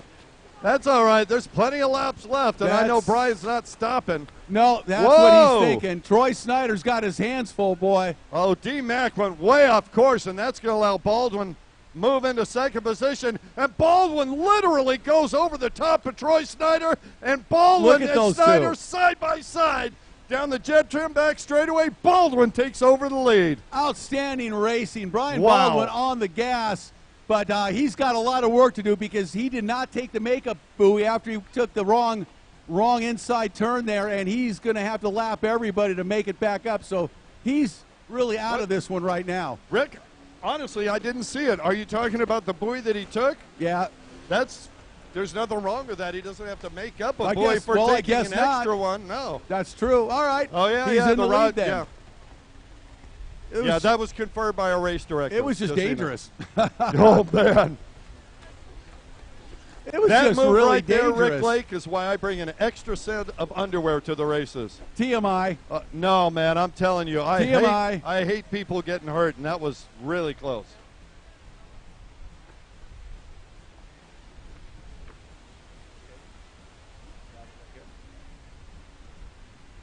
Michael Flores, come on over here. Rick Lake, Kurt Nolenberg. How we doing, Michael? Hey, thank you so much for welcoming us here as we watch this pro runabout race. What do you think about pro watercross? I think it's a perfect fit for South Padre Island. Obviously, we got family, sun, sand, and a little bit of adrenaline, I think. A little bit. Just man, a little bit. We love it here. This is a absolutely perfect venue for pro watercross racing. Thank you for welcoming us here. I guess we're going to be here a while, it sounds Yes, like. Make yourselves at home, and we'll see you every year. Oh, thank you so much. You know, it's great to meet you, and we look forward to a long, fun relationship. Thank you very much. Fantastic. Thank you, Michael. We appreciate it so much. Enjoy the racing. Have a great day down there. You guys are awesome. Wow. You know, I'll tell you what, Brian Baldwin's over on the far right-hand side of this course, and he is absolutely shredding it. We need to try and get a lap time on Mr. Baldwin. Well, this is the best Baldwin's been racing all year long. This is his best weekend. He is absolutely flying out there. Yeah, well, he's had mechanicals. He I has. think as far as riding skill and what's been happening, I think that's been there. It's just he's been having problem after problem after problem. New boats, you know how that goes, and just silly stuff, you know. Yeah, it's been unfortunate because the ability is clearly there, and he is just Wow. flying, making up for it here today. Wow. Fast yesterday, very impressive yesterday as well. Brian Baldwin absolutely smoking everybody here in Pro-Am Runabout GP, Moto number 2. Brian out of Denver, North Carolina, 40 years old on the Champion Power Sports Jet Trim Bomber Eyewear Yamaha, and he is flying around this race course here in beautiful South Padre Island, Texas. I'll tell you what, he's ripping. But don't look too far back for another rider that's been absolutely spectacular. That's Tori Snyder's dad, Troy Snyder.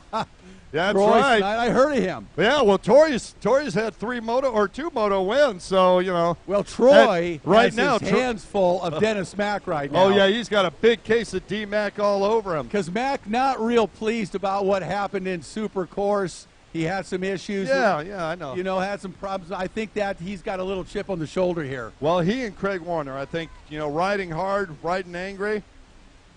Oh, we got a competitor without any internal combustion engines, but they're going the wrong way on the track. All right, Baldwin makes a turn onto the front straightaway, and side by side, D-Mac makes the pass on Troy Snyder. Wow. Oh, Dennis Mack. Mack on the gas, flying around this racetrack, gets by Snyder, and that is no easy task, to say the least. You know what? I gotta think that Troy's just getting beat up out here. I mean, this late in the race.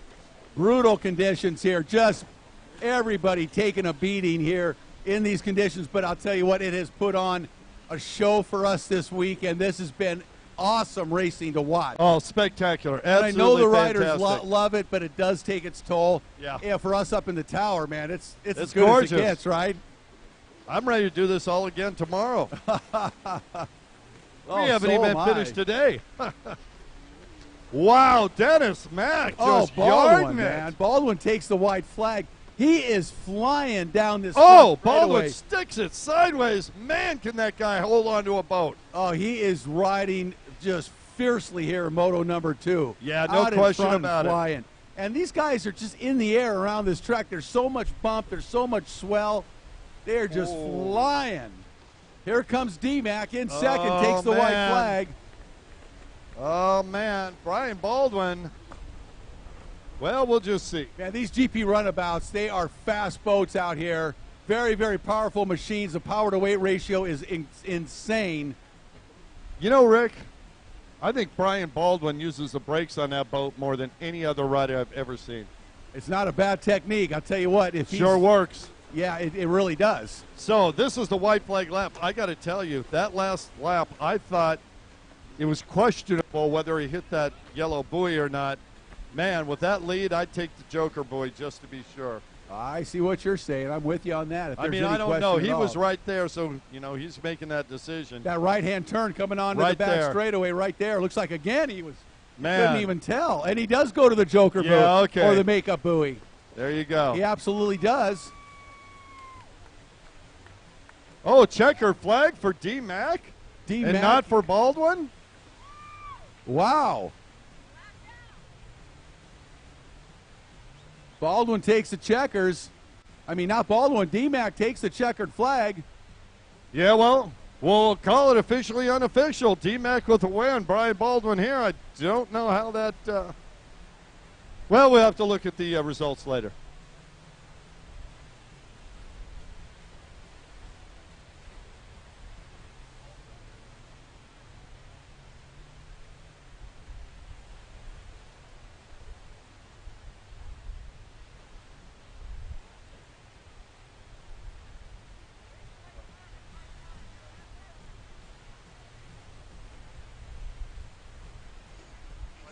All right, we'll sort that finish out here in just a little bit as we move into the Blaster GP class. Oh, this is going to be fun. On the number 13B, out of Davie, Florida, sponsored by Broward Motorsports, Judge Motorsports, Jet Trim, Jet Pilot, Exotic Signs, Shoei Helmets, and Works Performance, Sam Neme. Boat number 111 out of Madison, Mississippi. I'm a Judge Motorsports, Jet Pilot, Jet Trim, Scat Track, Blaster, Billy Dearman.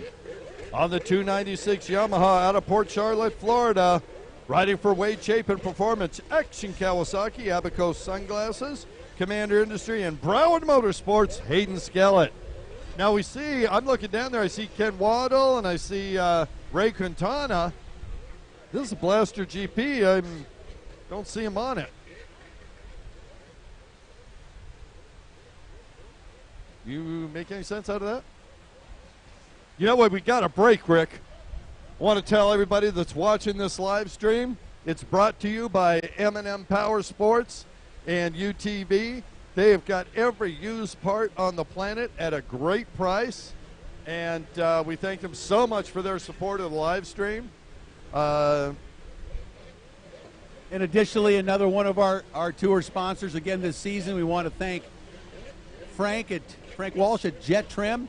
Absolutely. For not only sponsoring the national tour again this year, but strongly backing the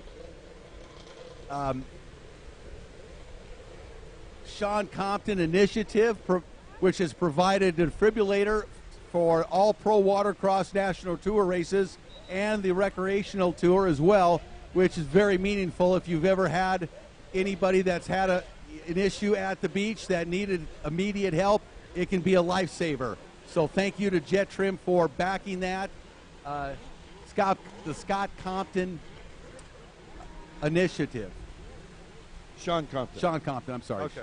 Sean Compton initiative. And when I got tongue-tied there, Rick Lake, when I was talking about the live stream, it's Primo Wind that, along with M&M Power Sports, are sponsoring the live stream all year long.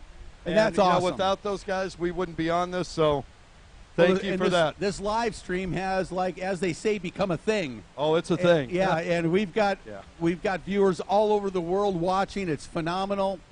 A lot of people tuning in to watch the races, to check out their favorite riders, or just enjoy the sport. Period. Yeah, so the numbers really are the numbers are spectacular. Well, here we go, Blaster GP. Now, I mean, we know the riders, but they're not on the paperwork. We have additional entries in this second moto.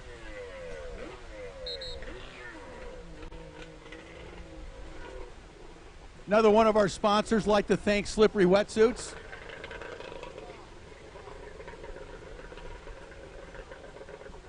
Slippery Wetsuits, the official wetsuit and gear of the Pro Watercross National Tour.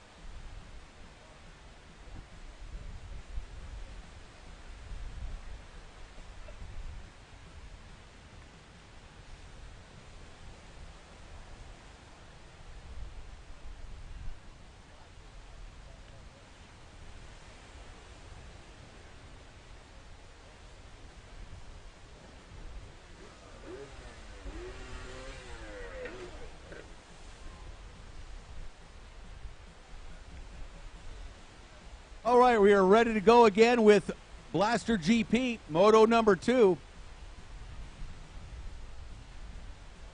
We've got 6 on the line, ready to go.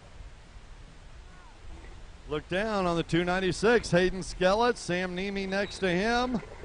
And Hayden really has been a terror of late on these blasters, as he had a win yesterday in Moto number 1. Oh, Billy Dearman got a good drive. Keep an eye on Sam Nemi, though. Sam Nemi and Hayden Skellett. Oh, Hayden Skellett's going to get Skellett edges past Nemi on the inside. Skellett and Dearman side by side. There goes Dearman. There goes Skellett. Oh, Skellett is flying. He has become so fast on these blasters. Amazing ride, and Hayden Skellett out in front. Oh, and Sam Nemi getting big air, just launching. Look out, Billy Dearman. Sam Nemi is coming for redemption. There he comes. Right now, Nemi moves past Dearman into second place, sets his sights on young Skellett. And yesterday, Sam Nemi had the lead early on, and then just frankly tired out. He was sick. He's been battling a bad cold and has been sick and just ran out of gas physically. And today we'll see how if he's feeling better, see what he looks like out here. Rick, I can only imagine what dinner was like with the Broward Motorsports crew yesterday. And Hayden Skellett, hey, old man, I guess your time's over, huh? Look at this, Sam Nemi. He's riding like a man with on a mission. Yeah, he is, but he's got a fast young rider in front of him. Hayden Skellett has become one of the top riders on these sport boats as he just is railing around this race course here at South Padre Island. I'll tell you what, the thing I'm noticing is Hayden Skellett's boat is staying more planted to the water than any other one out there. And seriously, the corners he carves on that thing, he just lays it over. I think he's dragging a shoulder in some of the corners. Right? When he has clean water and a clean place to do it, his corners are phenomenal. His cornering speed is just so fast. He is slick on that blaster. Yep. Well, I'll say this. I heard both of them. Hayden Skellett didn't let off down the front straightaway. Sam did. Yeah, I don't think Hayden Skellett's letting off much at all for the way it looks. No, seriously. He is flying because Sam Nemi has been at times over the last few seasons untouchable on this GP blaster. Yeah, no. And now Hayden Skellett is just beating him fair and square. It's the passing of the torch, huh? Could be. We'll see. Sam, though, to his credit, still sick, not fully recovered today. So he's probably happy to be where he's at and hold on to second.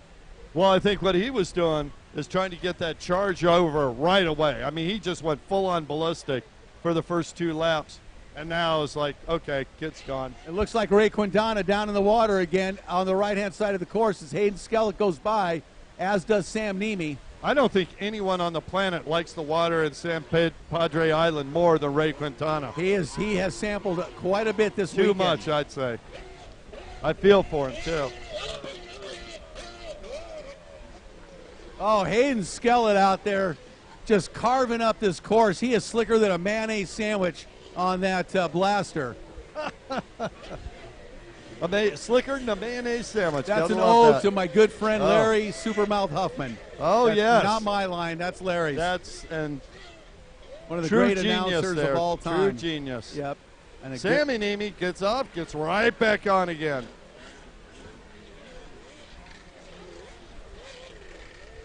Yeah, Hayden Skellett, very impressive. The young rider out of Port Charlotte, Florida, 14 years old.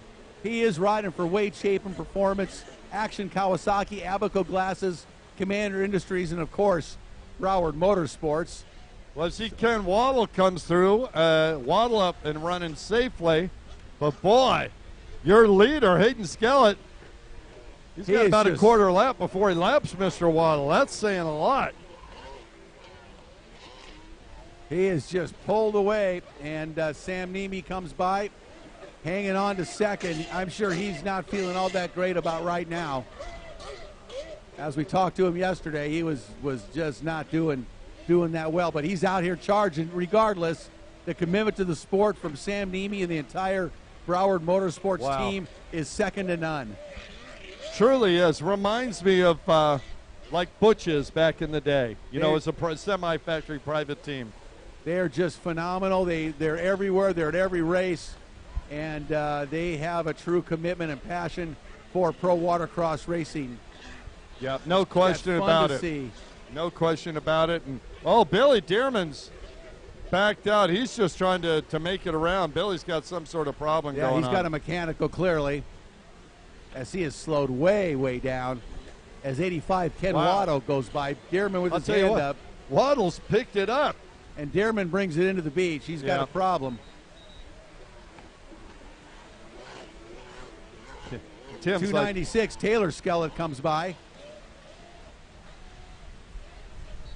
And here comes boat number 13. That is Sam Nemi.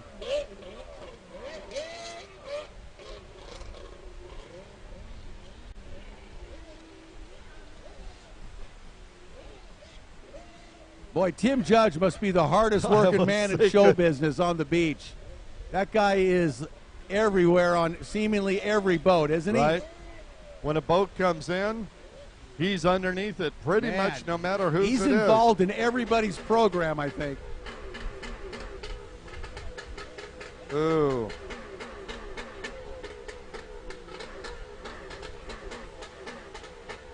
Twisted crank. I'm calling it. 13, Sammy Nemi comes by, the young son of Sam Nemi. Followed by 69, Ray Quintana. And look, it finally happened. This is Taylor Skellett coming by with Ken Waddle. Oh, with Ken Waddle right there, and there's Sam Nemi. Where's Hayden Skellett? That is Hayden.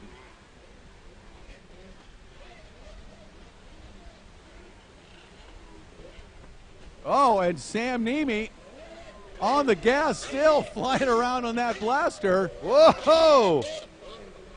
Looks like he's got the seat off of that. It was sounding a little. That's what it is. It was sounding a little raspy last lap, and I believe he's got the seat off, and there's some issues going on there. Not positive, but it sounds like it. I see Taylor Skellett. I'm looking for Hayden. No, that's Hayden.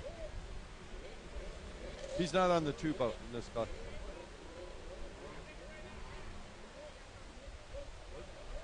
No, he's on this boat. So Hayden Skellett working his way around. Huh. Oh, getting pounded out there, I'll tell you. Wow. He's flying out in front.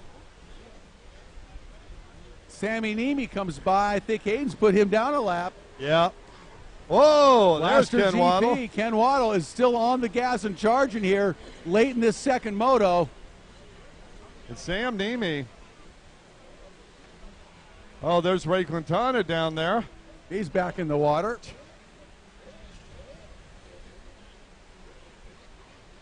Sam doing everything he can to keep that thing upright and salt water out of the inside so he can continue to circulate. Yeah, and he didn't leave the seat. It's just that different hull, Rick. Yeah, the seat's on, but it sounds a little funky. I'm not sure. That's what I was hearing yesterday, but he said no, so.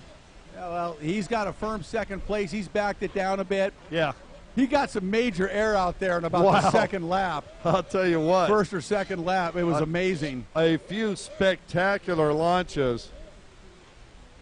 And as we say that, Hayden Skelett comes off the top of a wave, headed out. Here comes Hayden again.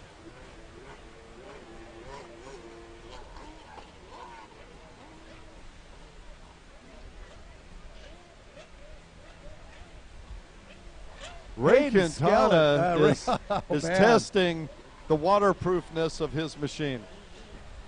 Man, it's been a rough day for Ray. Wow. Like one I haven't seen before, I'll tell you, honestly. He keeps at it. His determination is memorable. It brings up, for some reason, in my warped mind, a song from the 80s, It's a Shame About Ray. I think by the Lemon Drops or Lemon Heads or something. And I just popped into my head because he has had a rough one. And he's battling nonetheless. Oh, here we go. White flag being held by our starter, Paul Lair. Here comes Hayden Skelett one more time around on the blaster. That Blaster means GP, we need Moto Pro-Am 2. runabout box stock to the line. That too. Pro-Am that runabout. as well, Kurt. What? Yes. Okay, thank you. What? White flag out, one left to go for Hayden Skelett. I'll tell you what, young Skelett, even this late in the race, is still standing up off that seat. Man, the energy of a 14-year-old, huh? Yeah. Hey, Ray, the Coast Guard's requested you come into shore for a little bit. Want to test your PFD. Thank God for PFDs, huh? I'll tell you. All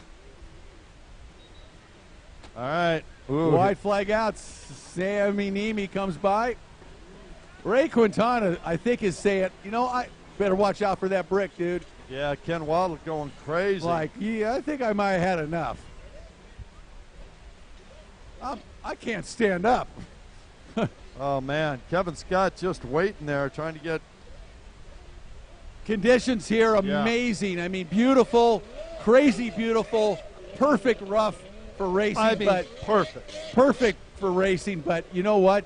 Taking a toll because this is demanding on these riders. Well, the commander boats, we haven't seen them break down all year. No, both we haven't. of them had issues. Checkered flag comes out. Hayden Skelett takes the win here, moto number 2. That's going to give him 2 wins so far with 1 moto to go.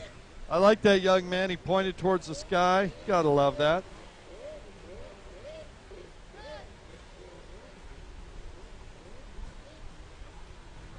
All right.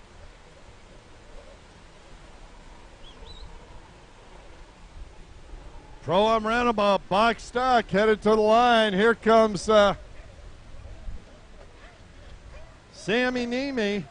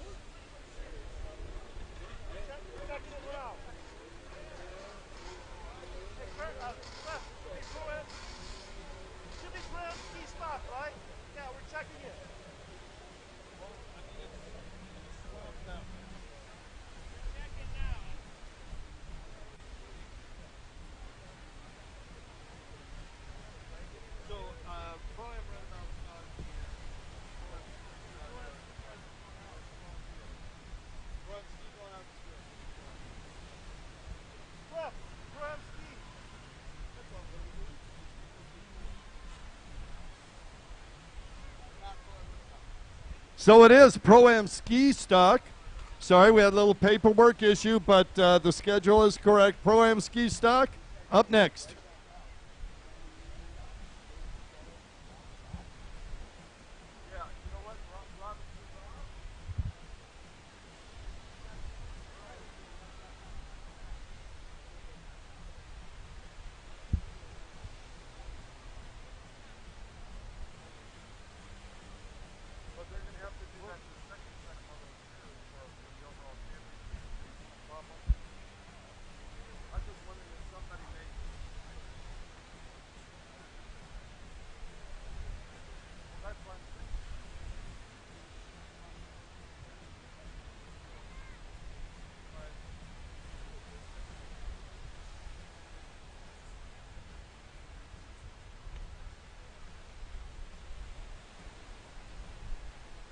Well, we are going to have a contest coming up here on the beach in just a few minutes. And this is going to be a good one. All right, who knows quantum physics?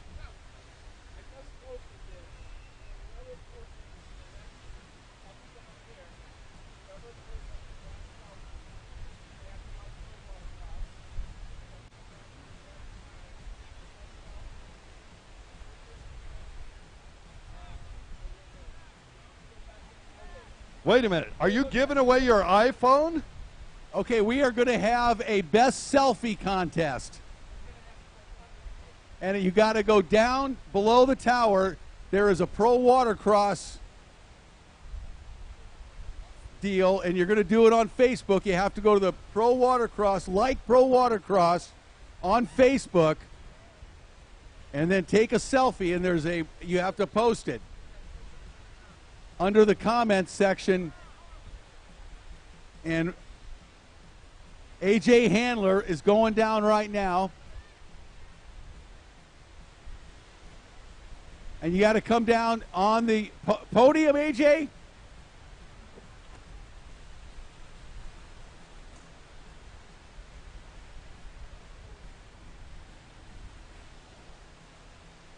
All right, well, I'll tell you what, we got some great stuff to give away. And to earn it, all you need to do is bring your cell phone down beneath the tower of power between us and the bars behind us. You take a selfie and post it to the Pro Watercross site, and you could win some exciting prizes. Pro-Am Ski Stock on the line on the number 13 machine out of Davie, Florida, Yamaha mounted. Sponsored by Broward Motorsports, Judge Motorsports, Jet Trim, Jet Pilot, Exotic Signs, Shoei Helmets, and Works Performance, Sammy Neme. Boat number 15 out of High Point, North Carolina, on the Superior Auto House, Performance Jet Ski and Cycle, Amsoil Fly Racing, Hurricane Racing, STB Racing, JC Racing, and Works H2O Designs, Yamaha, Matthew Richuk. Out of Port Charlotte, Florida. On that 296, you might notice that number. He just won the prior Moto, coming right back on his Yamaha, sponsored by Wade Chapin Performance, Action Kawasaki, Abaco Glasses, Commander Industries, and Broward Motorsports, Hayden Skellett. And 315 out of Marietta, South Carolina, Taylor Stewart. All right, looks like we're shy one rider. Riders flying out through the surf into the first turn. That's going to be, I believe, Matthew Richuk with the whole shot and the lead. Matthew on boat number 15. This guy flies. Deja vu all over again, Mr. Lake. He is a great young talent on the stand-ups. Matthew Richuk is 18 years old out of High Point, North Carolina, and he is out in front in charge. Looks like Hayden Skellett right behind there. him. How does this kid do it? How does Hayden Skellett do this? And he gets off that blaster and right onto the stand-up, and boom, he's on fire again. Amazing racing. What is his parents feeding him? I don't know, but this guy is just full of talent. No doubt about it. Huge amounts of stamina. No question about it. I mean, this is no joke surf, and to be out there back-to-back, two different hull styles, winning motos and be right up front again.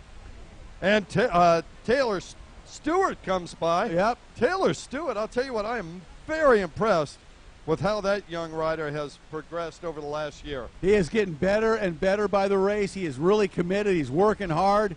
And he went from barely making his way around the racetrack. Right. And he's negotiating this surf out here pretty well today in Padre Island, South Padre Island, Texas. But out in front, Matthew Ritchuk. But he's not really getting away too much from Hayden Skellett. Hayden keeping him in his gun sights. Right there. And in case Matthew makes a mistake, he'll be there. But Matthew Ritchuk really. I was going to say, that doesn't go right. Matthew making mistakes? No. I saw him this morning. Solid. And I said, how you doing? He goes, oh, I'm a little tired. You know, he's so humble. Just kind of matter of fact. And like, you can go out there and dominate today. He's like, oh, yeah, I'll do my best. Yeah, he's a great young man. What a talented rider. Love to watch him ride. He is good. No question. You know, there's a common theme, Rick, and I'm just noticing that you and I are both talking about how well these kids are raised, right? And how nice they are, literally. We're not just saying that, folks. We're saying it because it's true, because we interact with these riders in the pits, at dinner, you know, in the morning, around the race course. Absolutely. And the social media, you know.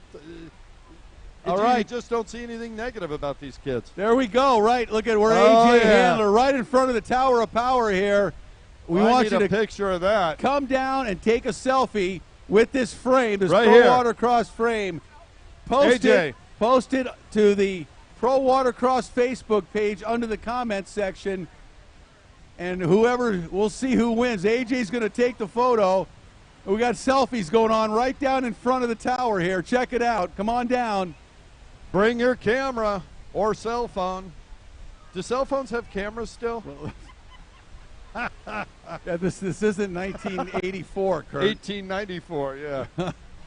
All right, here comes Matthew Ritchuk one more time. Whoa! Getting a little bit wide there. Our scorer is going to get a little bit of spray if Matt keeps coming that direction. Hayden Skellett trying to straighten it out. And you start to see it, Rick. You start to see his legs collapse a little bit. He has got to be exhausted. No question about it. Amazing that he can get right back out there, ride in these conditions like he is. Incredible. And he is hanging with Matthew Ritchuk. Yeah, and no Matthew, doubt. we know, man, he really is a top rider on these skis. So come on down and take a selfie with the Pro Watercross Tour. Post it on Facebook. Come on, you're going to win amazing prizes. A 50,000, well, not 50,000. That's too much. Maybe a $5 blanket. Yeah, something like that.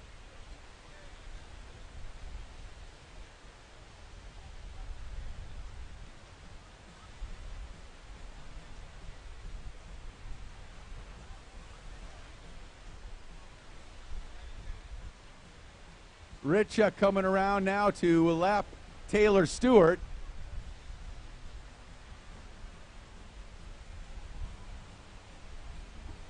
Halfway sign comes out for Matthew Ritchuk. Whoa, Pro-Am Taylor ski stock. Stewart. Taylor goes down right at the finish line. Oh, he tried to save that so bad. I know, Rick, you were hanging back like, I didn't make it. And they're lapping him. But that's okay. He is putting in a good ride here. He really in is. Amazingly challenging conditions. I'm impressed with how much better he is getting. Wow. There's not one rider on the track right now that I wouldn't say is a fine human being and incredibly talented. Matthew Ritchuk on the gas down the back straightaway now, all by himself.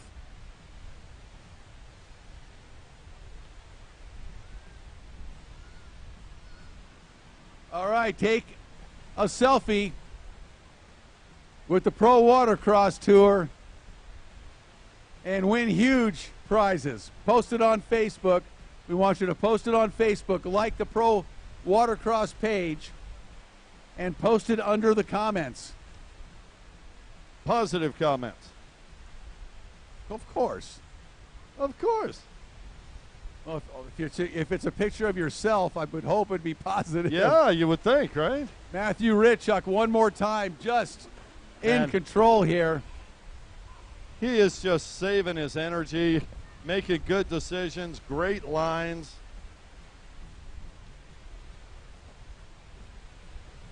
Flying Beautiful. through the air, enjoying himself. He is really having a good ride here. Man, Hayden Skellett doing it. Hey. Hey, kids in the water with the football, you guys got to move towards shore. That's too far out there.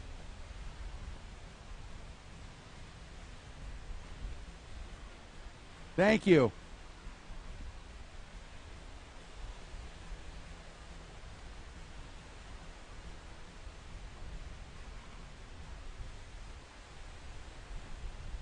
Matthew Ritchuk out in front down the back straightaway one more time in firm control. Hayden Skellett behind him in second. And then Taylor Stewart in third place right now in his Pro-Am ski stock. Moto number 2 here. South Padre Island, Texas, third round of the 2019 Pro Watercross National Tour presented by Broward Motorsports. Tell you what, he's doing a great job out there. His sponsors are going to be happy, no doubt about it. One more time, Matthew Ritchuk makes his way down the front straightaway with the lead.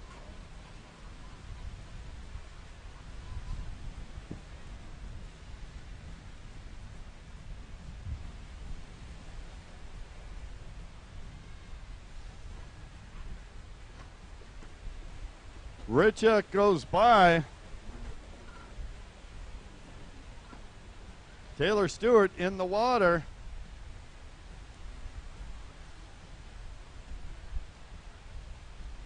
Whoa, Hayden Skellett getting airborne and surfing it out.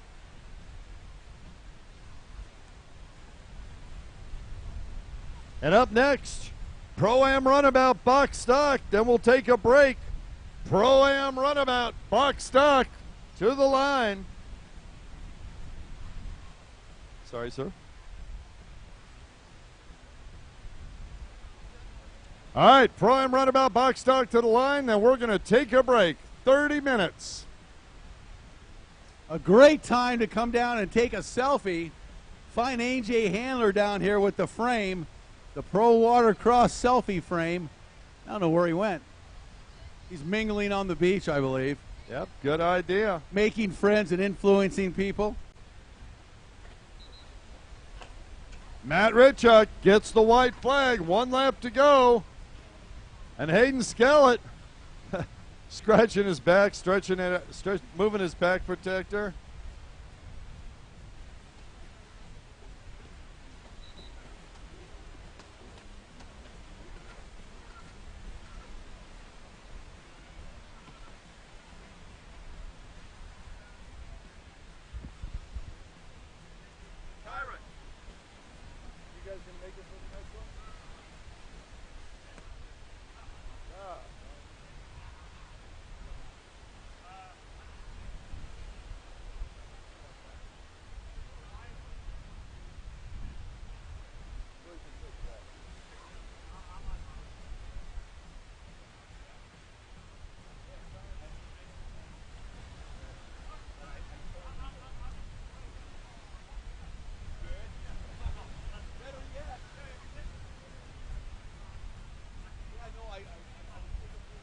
Whoa, massive error from Kevin Scott there.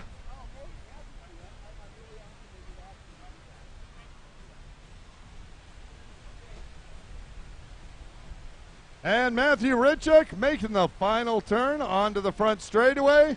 He'll make one more buoy and take the Moto win. Folks, put your hands together as this young man comes by. Your wire-to-wire winner, Matthew Ritchuk. You know how nice it is when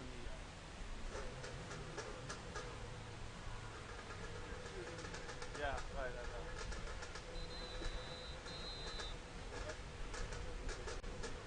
yeah.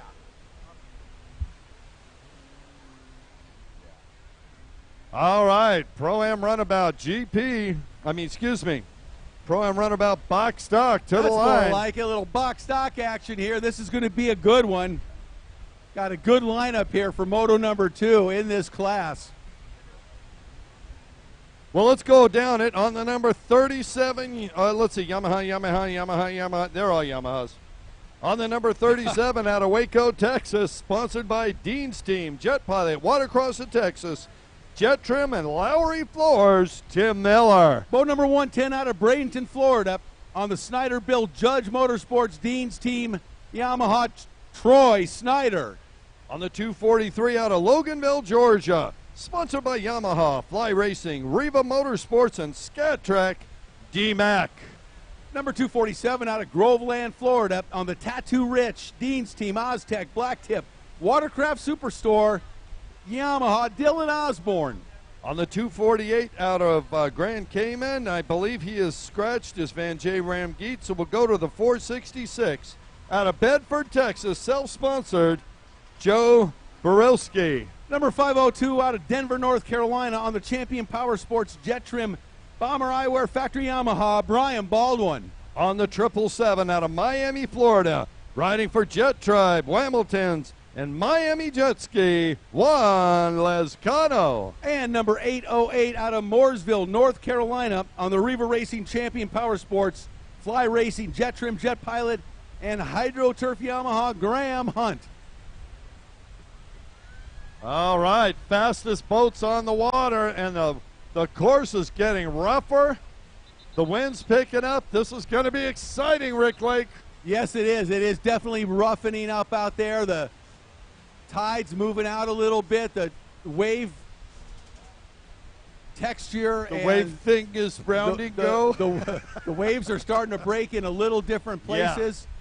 And deeper, a lot deeper. Getting deeper as the tide goes out. So that'll change things up and make this front straightaway even more treacherous. No question. And the front straightaway is difficult already, but at the end of it, when they make the right-hand turn, these boats are going to get punished from the side. It's going to be critical to make that turn quickly, get the boat lined up.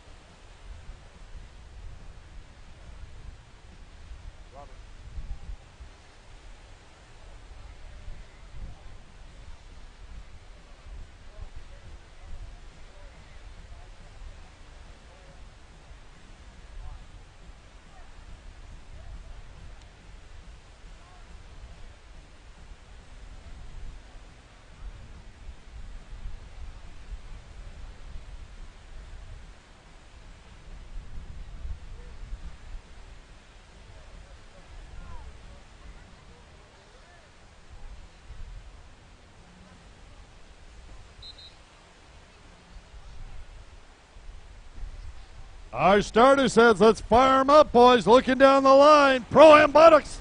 Runabout box stock.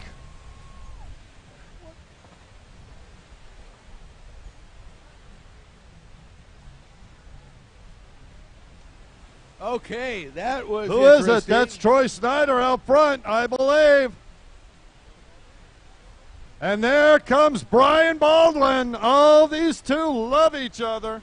Oh, what a battle here. Snyder and Baldwin running 1-2. Let's see what Snyder can do to try to keep Baldwin behind him. Baldwin has just been on fire this weekend. And here comes Snyder and Baldwin running 1-2 down that front straightaway. 17 Miller in third. Oh, Baldwin goes way wide, and D-Mac goes right into it. He wasn't able to take advantage, but D-Mac right there. Whoa, look at this. 3 different lines, and Baldwin going inside and takes a strong move. He's going to pull alongside Troy Snyder on the back straightaway. Yeah, Baldwin's gone on the outside around Snyder, trying to get around on that straightaway, Kurt. And wow, what a battle side by side. Oh, Baldwin's got it. He is not going to back off. Baldwin lets off last. And you know what? He uses those brakes. You can see it. That boat just stops, turns, goes. Oh, Baldwin's hood comes up. He reaches up, puts it back down.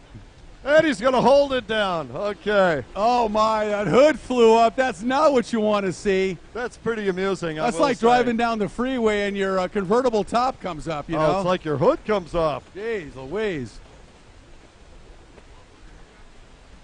All right, top 3 right there. Moving back in the pack a little bit. Is that Dylan Osborne back there? Juan Lescano. There's Dylan Osborne.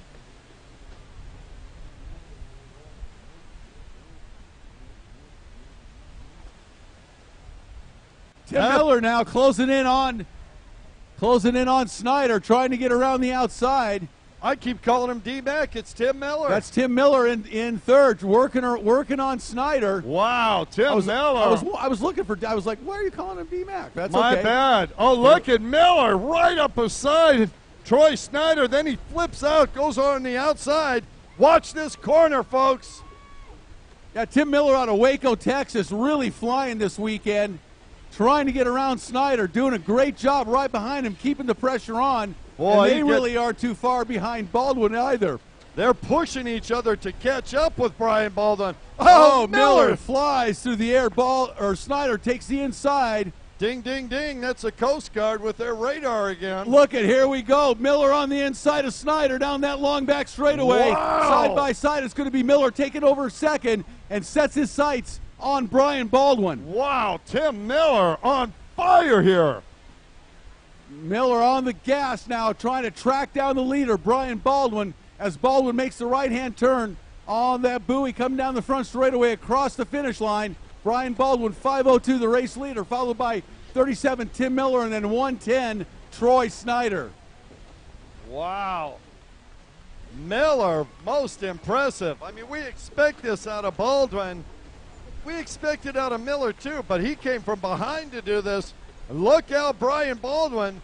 Tim Miller is coming for you. Well, I got to tell you, looking out on this beautiful race course with the changing water conditions, the changing colors, the sky, what a beautiful sight this is here at South Padre to watch this intense pro watercross racing. This runabout box stock class never disappoints, Kurt. And Brian Baldwin just took the makeup buoy. I don't know where or why, but I think he went over that yellow buoy, this one he's coming on right now.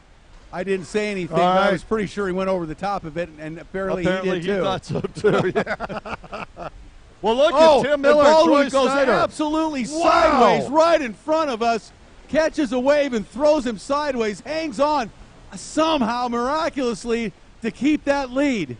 I'm telling you, the only one I think that can hold on better than him is Charlie Smith. No question, many riders would have been pitched off that ski then. Just gone. It's the second time today. Remember in the first race, he had the same issue. Yes, he did. Amazing. And he just, wow. Baldwin just on the gas. This guy rides wide open throttle at all times. At all times. All times. He's got tickets all over his wall. He does not let off ever. And you can tell, I mean, he is sideways, in the air sideways half the time around this race course. Let's watch him down this front straightaway at speed. And looking forward at the same time. Here comes Baldwin. Watch him. He forces this boat right around that yellow buoy. U-turn, comes back. Brilliant move. So smooth. He's able to open up now a little bit of a gap over Miller. Miller had a charge going early on, but now Baldwin's opened it back up. Miller has settled into second place. Troy Snyder, though, right behind him in third, in striking distance of Miller still. I'll tell you what, I'll call it for you right now. Both Tim Miller and Troy Snyder are exhausted. And Brian Baldwin is doing this not because of superior machinery. He just can hold on to that beast. It is a battle out there, not just with the other racers, but the conditions here in South Padre. Epic racing all weekend long. Look at this race going on right now as Baldwin just flies down the front straightaway at speed. Got to love it. And here comes Miller with Snyder in tow. Miller starting to stretch it out a little bit. Man, look at that course. How churned up is this? It is really getting rough out there. It's churned up. So we're going to take a half-hour break. Take advantage of that to go up and fill out one of these forms behind us, the surveys. They'll be here till 4 o'clock. Back behind us at Clayton's. You'll see them with the yellow shirts on. Go ahead and take that.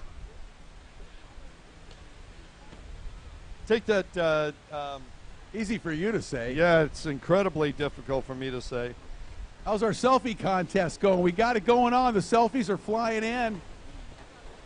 We got a winner? Oh. Who is it? Vinay Garcia. Vinay Garcia. You are the winner. There we go. Winner, winner, chicken dinner.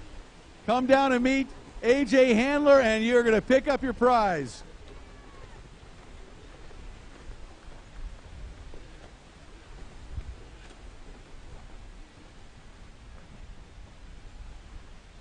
Oh my goodness, this is epic. These racing conditions challenging the best riders in pro watercross this weekend.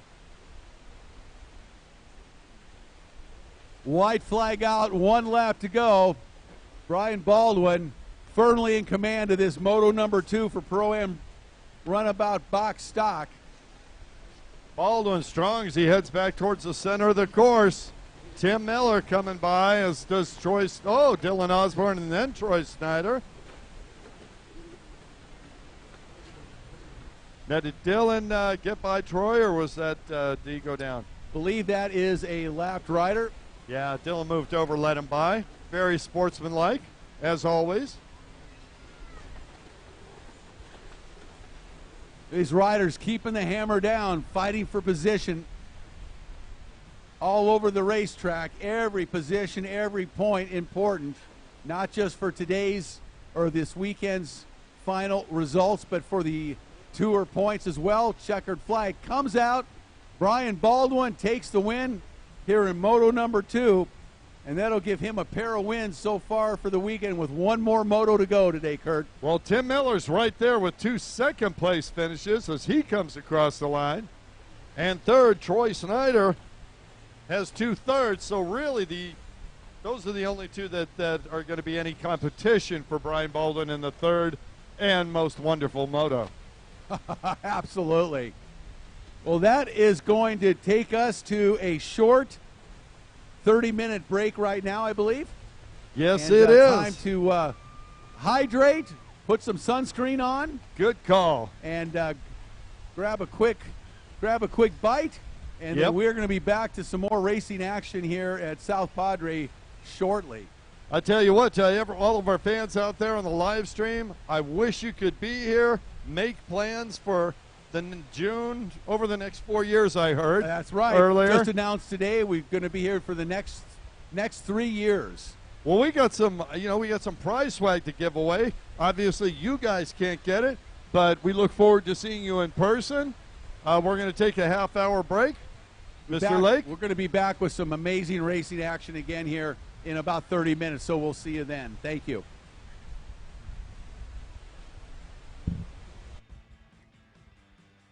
Well,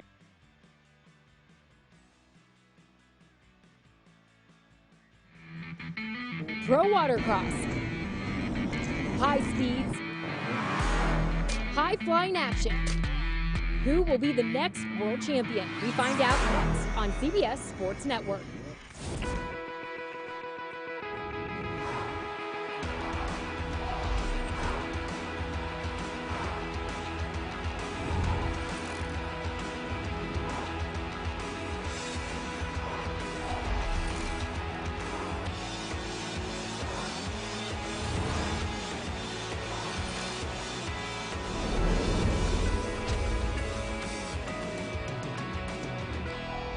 Welcome to beautiful Naples, Florida, the Paradise Coast. It's a gorgeous day here out on the water at Sugden Regional Park.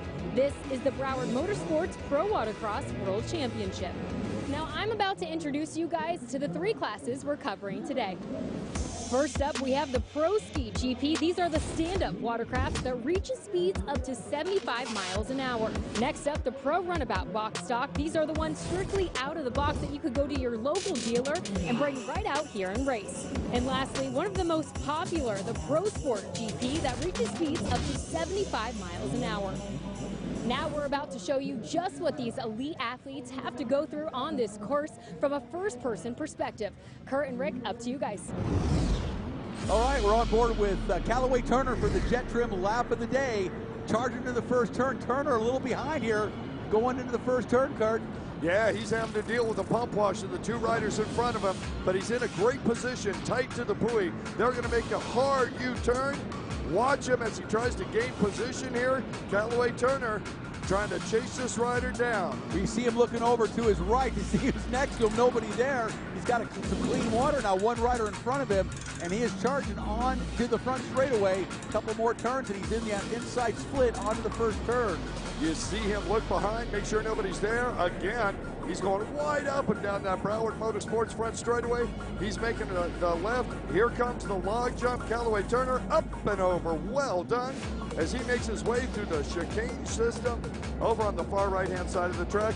Rick, where's he going? Turner looking again, see if anybody's next to him. Nobody there. Makes a nice left-hand turn. Now he's got to stay real clean as they head towards the back part of the straightaway.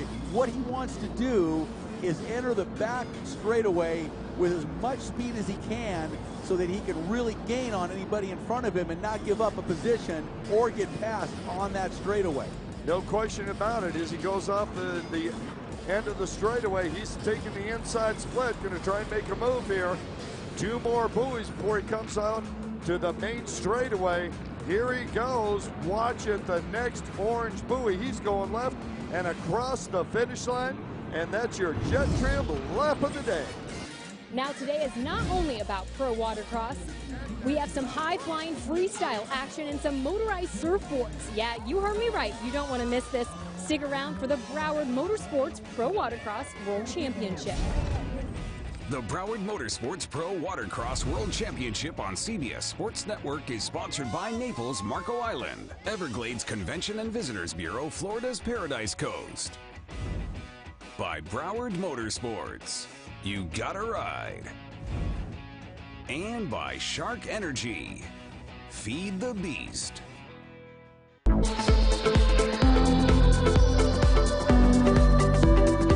So we offer a complete engine kit. It comes with everything you would need to rebuild your outboard engine. We offer a complete kit, different sizes. We offer all different sizes, pistons. The kit comes complete with gaskets, piston, everything you need, bearings to do your whole engine.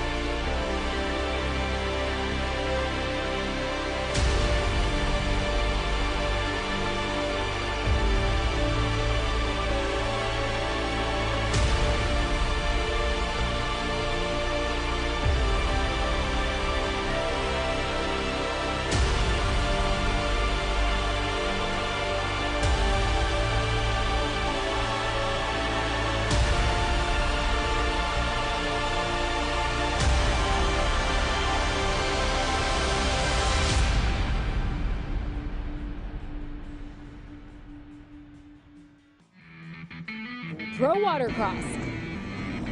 High speeds, high flying action. Who will be the next world champion? We find out next on CBS Sports Network.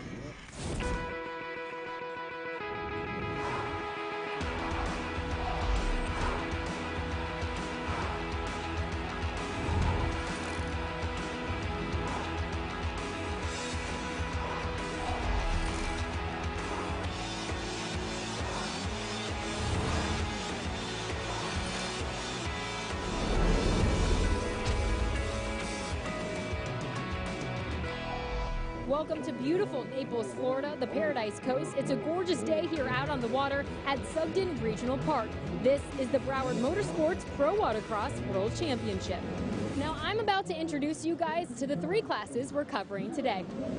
First up, we have the Pro Ski GP. These are the stand-up watercrafts that reach speeds up to 75 miles an hour. Next up, the Pro Runabout box stock. These are the ones strictly out of the box that you could go to your local dealer and bring right out here and race. And lastly, one of the most popular, the Pro Sport GP that reaches speeds up to 75 miles an hour. Now we're about to show you just what these elite athletes have to go through on this course from a first-person perspective. Kurt and Rick, up to you guys.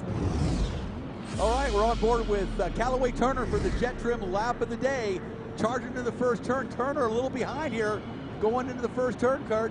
Yeah, he's having to deal with the pump wash of the two riders in front of him, but he's in a great position, tight to the buoy. They're going to make a hard U-turn. Watch him as he tries to gain position here. Callaway Turner trying to chase this rider down. You see him looking over to his right to see who's next to him. Nobody there. He's got some clean water now. One rider in front of him, and he is charging on to the front straightaway. A couple more turns, and he's in that inside split onto the first turn. You see him look behind, make sure nobody's there. Again, he's going wide up and down that Broward Motorsports front straightaway. He's making the left. Here comes the log jump. Callaway Turner up and over. Well done. As he makes his way through the chicane system over on the far right-hand side of the track. Rick, where's he going? Turner looking again, see if anybody's next to him. Nobody there. Makes a nice left-hand turn. Now he's got to stay real clean as they head towards the back part of the straightaway. What he wants to do is enter the back straightaway with as much speed as he can so that he can really gain on anybody in front of him and not give up a position or get passed on that straightaway. No question about it. As he goes off the end of the straightaway, he's taking the inside split, going to try and make a move here. Two more buoys before he comes out to the main straightaway. Here he goes. Watch it, the next orange buoy. He's going left and across the finish line, and that's your jet trim lap of the day. Now today is not only about pro watercross. We have some high-flying freestyle action and some motorized surfboards. Yeah, you heard me right. You don't want to miss this. Stick around for the Broward Motorsports Pro Watercross World Championship. The Broward Motorsports Pro Watercross World Championship on CBS Sports Network is sponsored by Naples, Marco Island, Everglades Convention and Visitors Bureau, Florida's Paradise Coast. By Broward Motorsports, you gotta ride. And by Shark Energy, feed the beast.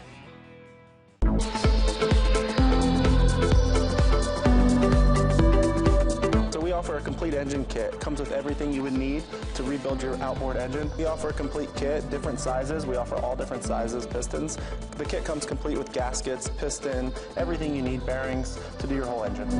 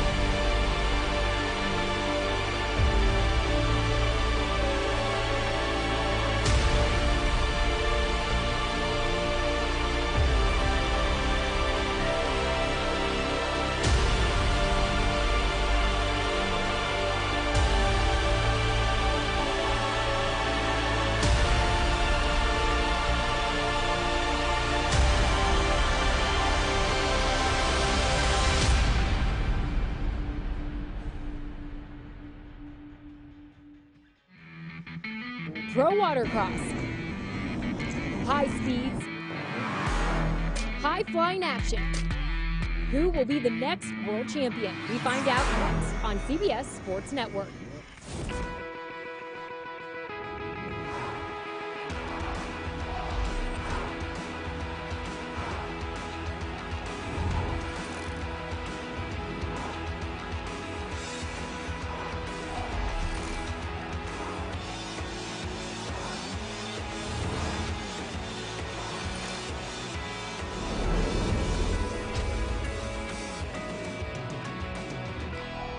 Welcome to beautiful Naples, Florida, the Paradise Coast. It's a gorgeous day here out on the water at Sugden Regional Park. This is the Broward Motorsports Pro Watercross World Championship. Now, I'm about to introduce you guys to the three classes we're covering today. First up, we have the Pro Ski GP. These are the stand-up watercraft that reach speeds up to 75 miles an hour. Next up, the Pro Runabout box stock. These are the ones strictly out of the box that you could go to your local dealer and bring right out here and race. And lastly, one of the most popular, the Pro Sport GP that reaches speeds up to 75 miles an hour. Now we're about to show you just what these elite athletes have to go through on this course from a first-person perspective. Kurt and Rick, up to you guys. All right, we're on board with Callaway Turner for the jet trim lap of the day. Charging to the first turn. Turner a little behind here going into the first turn, Kurt. Yeah, he's having to deal with the pump wash of the two riders in front of him, but he's in a great position, tight to the buoy. They're going to make a hard U-turn. Watch him as he tries to gain position here. Callaway Turner trying to chase this rider down. We see him looking over to his right to see who's next to him. Nobody there. He's got some clean water now. One rider in front of him, and he is charging on to the front straightaway. A couple more turns, and he's in that inside split onto the first turn. You see him look behind, make sure nobody's there. Again, he's going wide up and down that Broward Motorsports front straightaway. He's making the left. Here comes the log jump. Callaway Turner up and over. Well done as he makes his way through the chicane system over on the far right-hand side of the track. Rick, where's he going? Turner looking again, see if anybody's next to him. Nobody there. Makes a nice left-hand turn. Now he's got to stay real clean as they head towards the back part of the straightaway. What he wants to do is enter the back straightaway with as much speed as he can so that he can really gain on anybody in front of him and not give up a position or get passed on that straightaway. No question about it. As he goes off the end of the straightaway, he's taking the inside split, going to try and make a move here. Two more buoys before he comes out to the main straightaway. Here he goes. Watch it, the next orange buoy. He's going left and across the finish line. And that's your jet trim lap of the day. Now today is not only about pro watercross. We have some high-flying freestyle action and some motorized surfboards. Yeah, you heard me right. You don't want to miss this. Stick around for the Broward Motorsports Pro Watercross World Championship. The Broward Motorsports Pro Watercross World Championship on CBS Sports Network is sponsored by Naples, Marco Island, Everglades Convention and Visitors Bureau, Florida's Paradise Coast. By Broward Motorsports, you gotta ride. And by Shark Energy, feed the beast.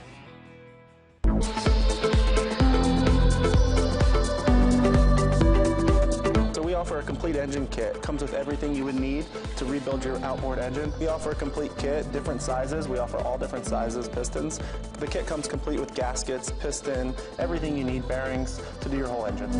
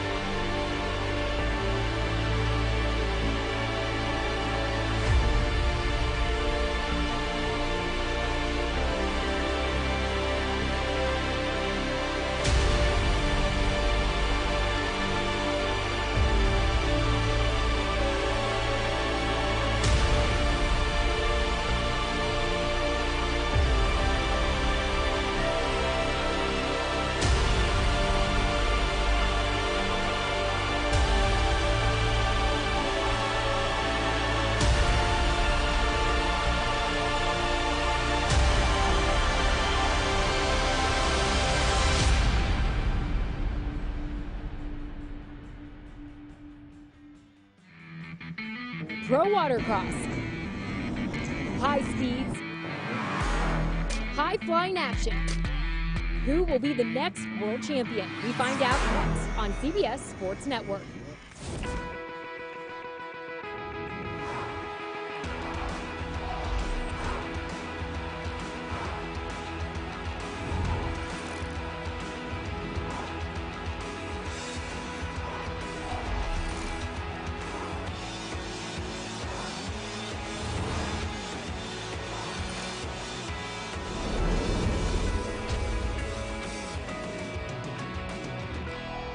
Welcome to beautiful Naples, Florida, the Paradise Coast. It's a gorgeous day here out on the water at Sugden Regional Park. This is the Broward Motorsports Pro Watercross World Championship. Now, I'm about to introduce you guys to the three classes we're covering today. First up, we have the Pro Ski GP. These are the stand-up watercraft that reaches speeds up to 75 miles an hour. Next up, the Pro Runabout box stock. These are the ones strictly out of the box that you could go to your local dealer and bring right out here and race. And lastly, one of the most popular, the Pro Sport GP that reaches speeds up to 75 miles an hour. Now we're about to show you just what these elite athletes have to go through on this course from a first-person perspective. Kurt and Rick, up to you guys. All right, we're on board with Callaway Turner for the jet trim lap of the day. Charging to the first turn. Turner a little behind here going into the first turn, Kurt. Yeah, he's having to deal with the pump wash of the two riders in front of him, but he's in a great position, tight to the buoy. They're going to make a hard U-turn. Watch him as he tries to gain position here. Callaway Turner trying to chase this rider down. We see him looking over to his right to see who's next to him. Nobody there. He's got some clean water now. One rider in front of him, and he is charging on to the front straightaway. A couple more turns, and he's in that inside split onto the first turn.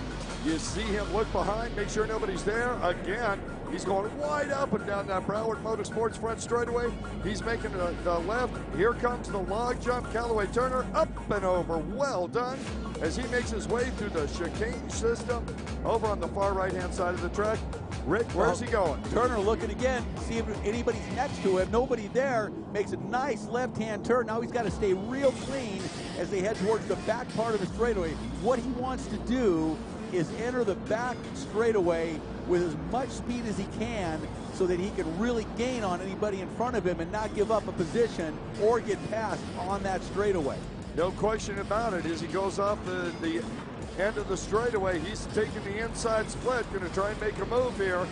Two more buoys before he comes out to the main straightaway. Here he goes. Watch it, the next orange buoy. He's going left and across the finish line, and that's your jet trim lap of the day. Now today is not only about pro watercross. We have some high-flying freestyle action and some motorized surfboards. Yeah, you heard me right. You don't want to miss this. Stick around for the Broward Motorsports Pro Watercross World Championship. The Broward Motorsports Pro Watercross World Championship on CBS Sports Network is sponsored by Naples, Marco Island, Everglades Convention and Visitors Bureau, Florida's Paradise Coast. By Broward Motorsports, you gotta ride. And by Shark Energy, feed the beast.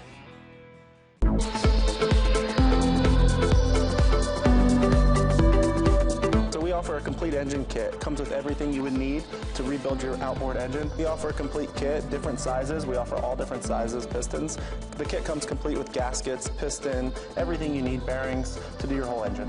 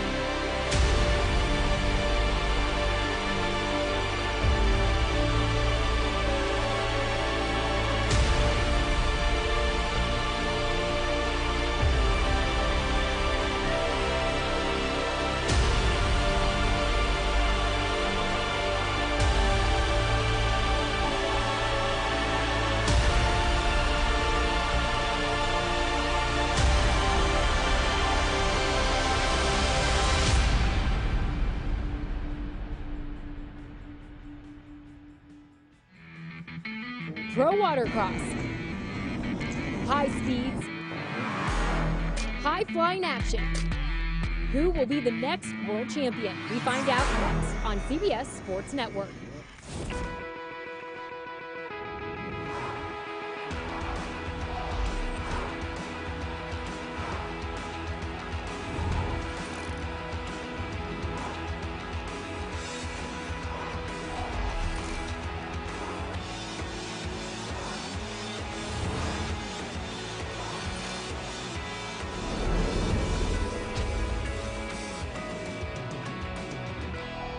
Welcome to beautiful Naples, Florida, the Paradise Coast. It's a gorgeous day here out on the water at Sugden Regional Park. This is the Broward Motorsports Pro Watercross World Championship. Now, I'm about to introduce you guys to the three classes we're covering today.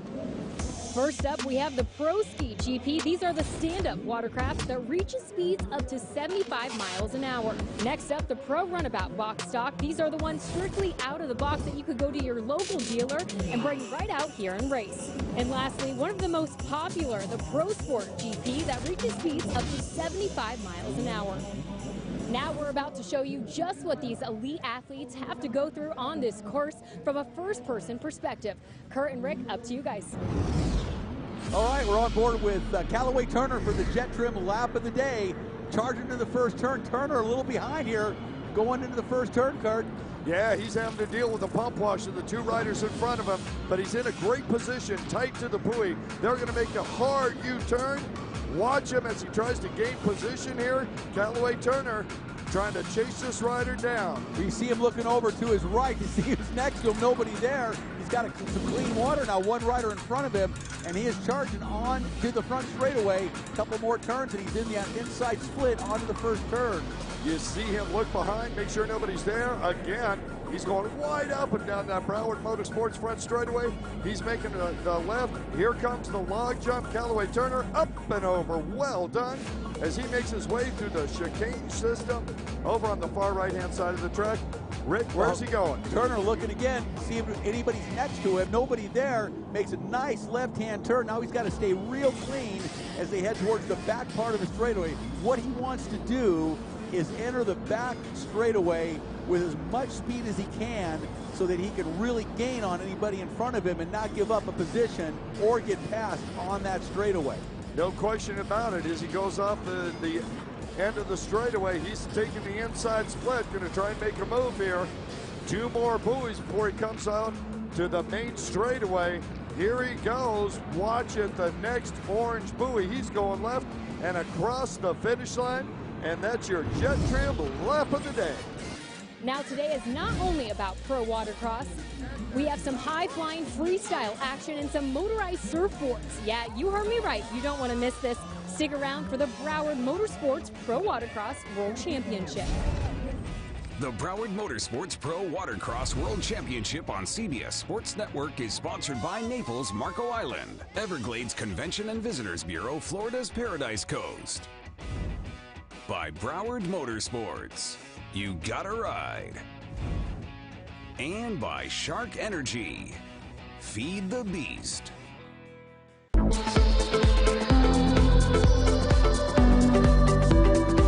So we offer a complete engine kit. Comes with everything you would need to rebuild your outboard engine. We offer a complete kit, different sizes. We offer all different sizes pistons. The kit comes complete with gaskets, piston, everything you need, bearings to do your whole engine.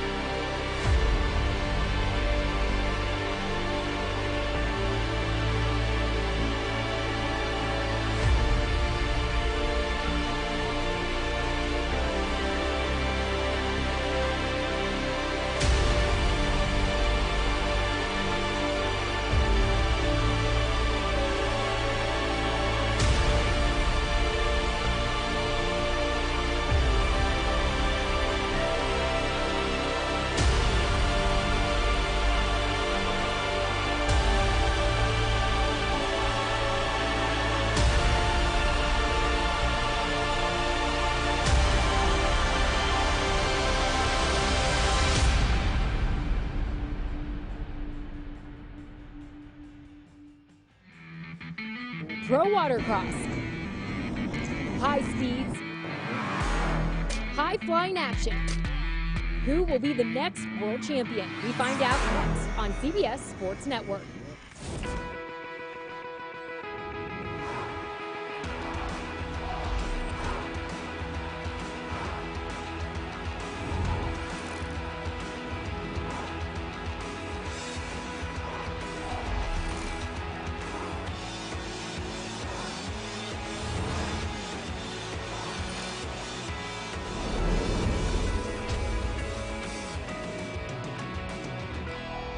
Welcome to beautiful Naples, Florida, the Paradise Coast. It's a gorgeous day here out on the water at Sugden Regional Park. This is the Broward Motorsports Pro Watercross World Championship. Now, I'm about to introduce you guys to the three classes we're covering today.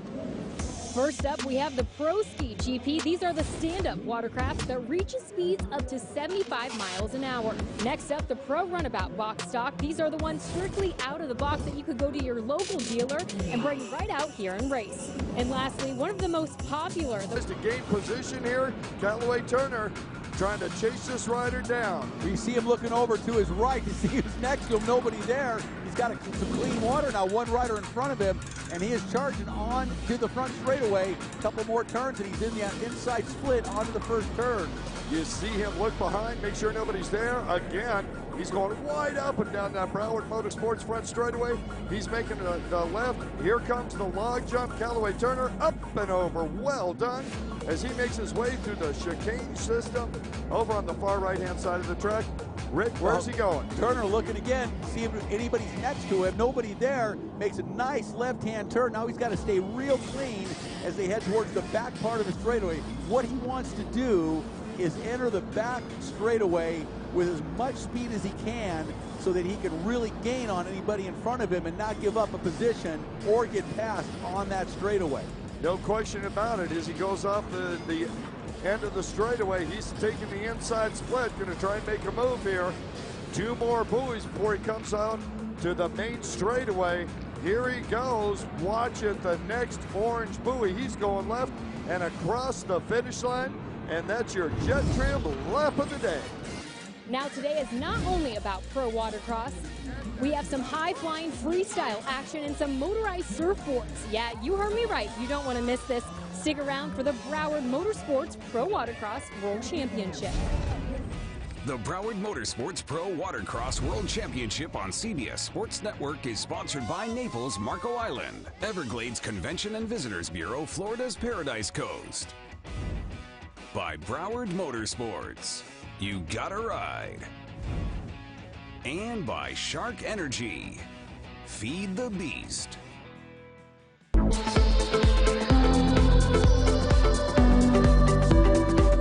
We offer a complete engine kit. It comes with everything you would need to rebuild your outboard engine. We offer a complete kit, different sizes. We offer all different sizes pistons. The kit comes complete with gaskets, piston, everything you need, bearings to do your whole engine.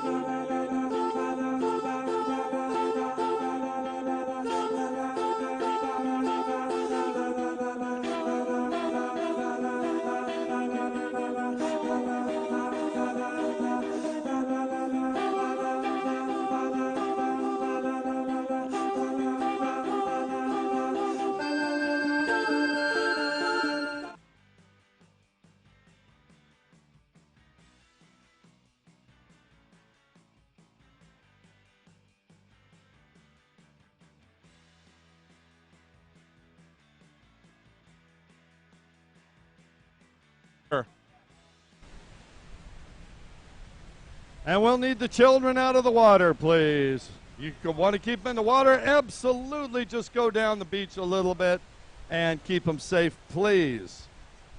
Pro-Am Ski GP.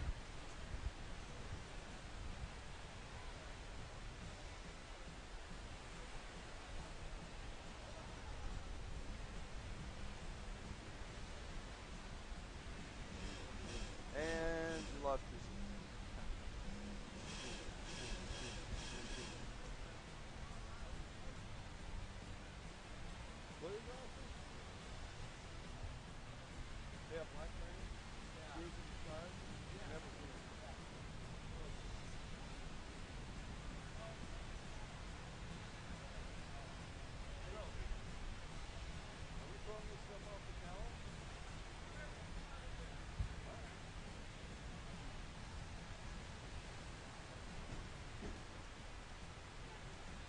Well, Rick Lake, while we wait for Pro-Am Ski GP to come to line, we got a little bit of prize swag we want to give away.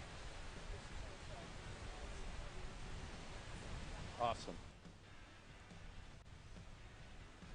So, I see some DVDs. I see some killer Toyota blankets. I see transistor shortwave radio. I don't think we're giving that away. No, I don't think so. So, oh, I see the Becky Chan, the final Becky Chan bag on the planet. Final. So we have any kids over here that would like to get a DVD or maybe a blanket for their mom or a shirt potentially? Where are they? How much clear area do we have over there? I have a large HydroTurf shirt. I don't see anyone. Who can wear a large HydroTurf shirt? There they are. Well, come over here. I'm not going to throw them over there. He will. All right, these could hurt, so small children, please be careful. Okay? Watercross Toyota U.S. Open of Watercross blanket. Pretty nice. There you go. That's better. Are you kidding me? This is the good beginning of hands. a brand new family right here. Nice job. All right. Got a DVD. Yeah, buddy. Pro Watercross Tour DVD. Oh, get it in the water. Oh, get it quick. Yeah. All right. One more. This is the final. Is this the final? No. No, we got one to more. The last. I can't reach that far. If you want it, you better get over here. Who wants a blanket? Toyota blanket. So now I've been Boom, told. good hands. I've been told that some of these blankets may have $50 bills in them. National Tour DVD. Or they may not. Watch out. There's a check. There we go. All right, so it's only fair. I see all these people. I would love to give one to everybody. Well, I just got to. There you go. Oh, good snag.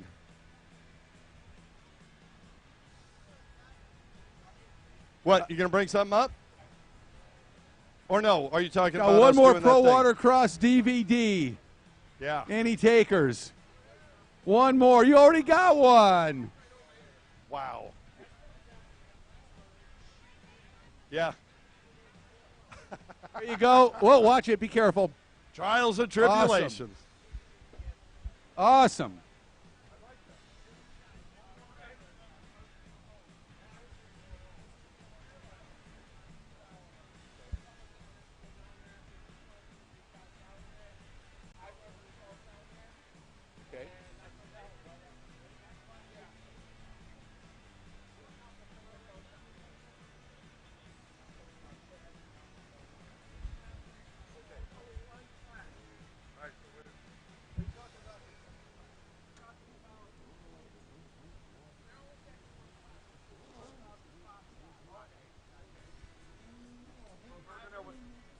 We're going to announce now, right, that after this race, you come on up and we're going to announce it. Okay. Well, Rick Lake, we're going to do something a little bit different today, sir. For those of you down on the beach that can hear us, top 3 in this race. Actually, top 3, we got to do the scoring. But the top 3, we're going to do awards presentations directly after each moto in the pro class.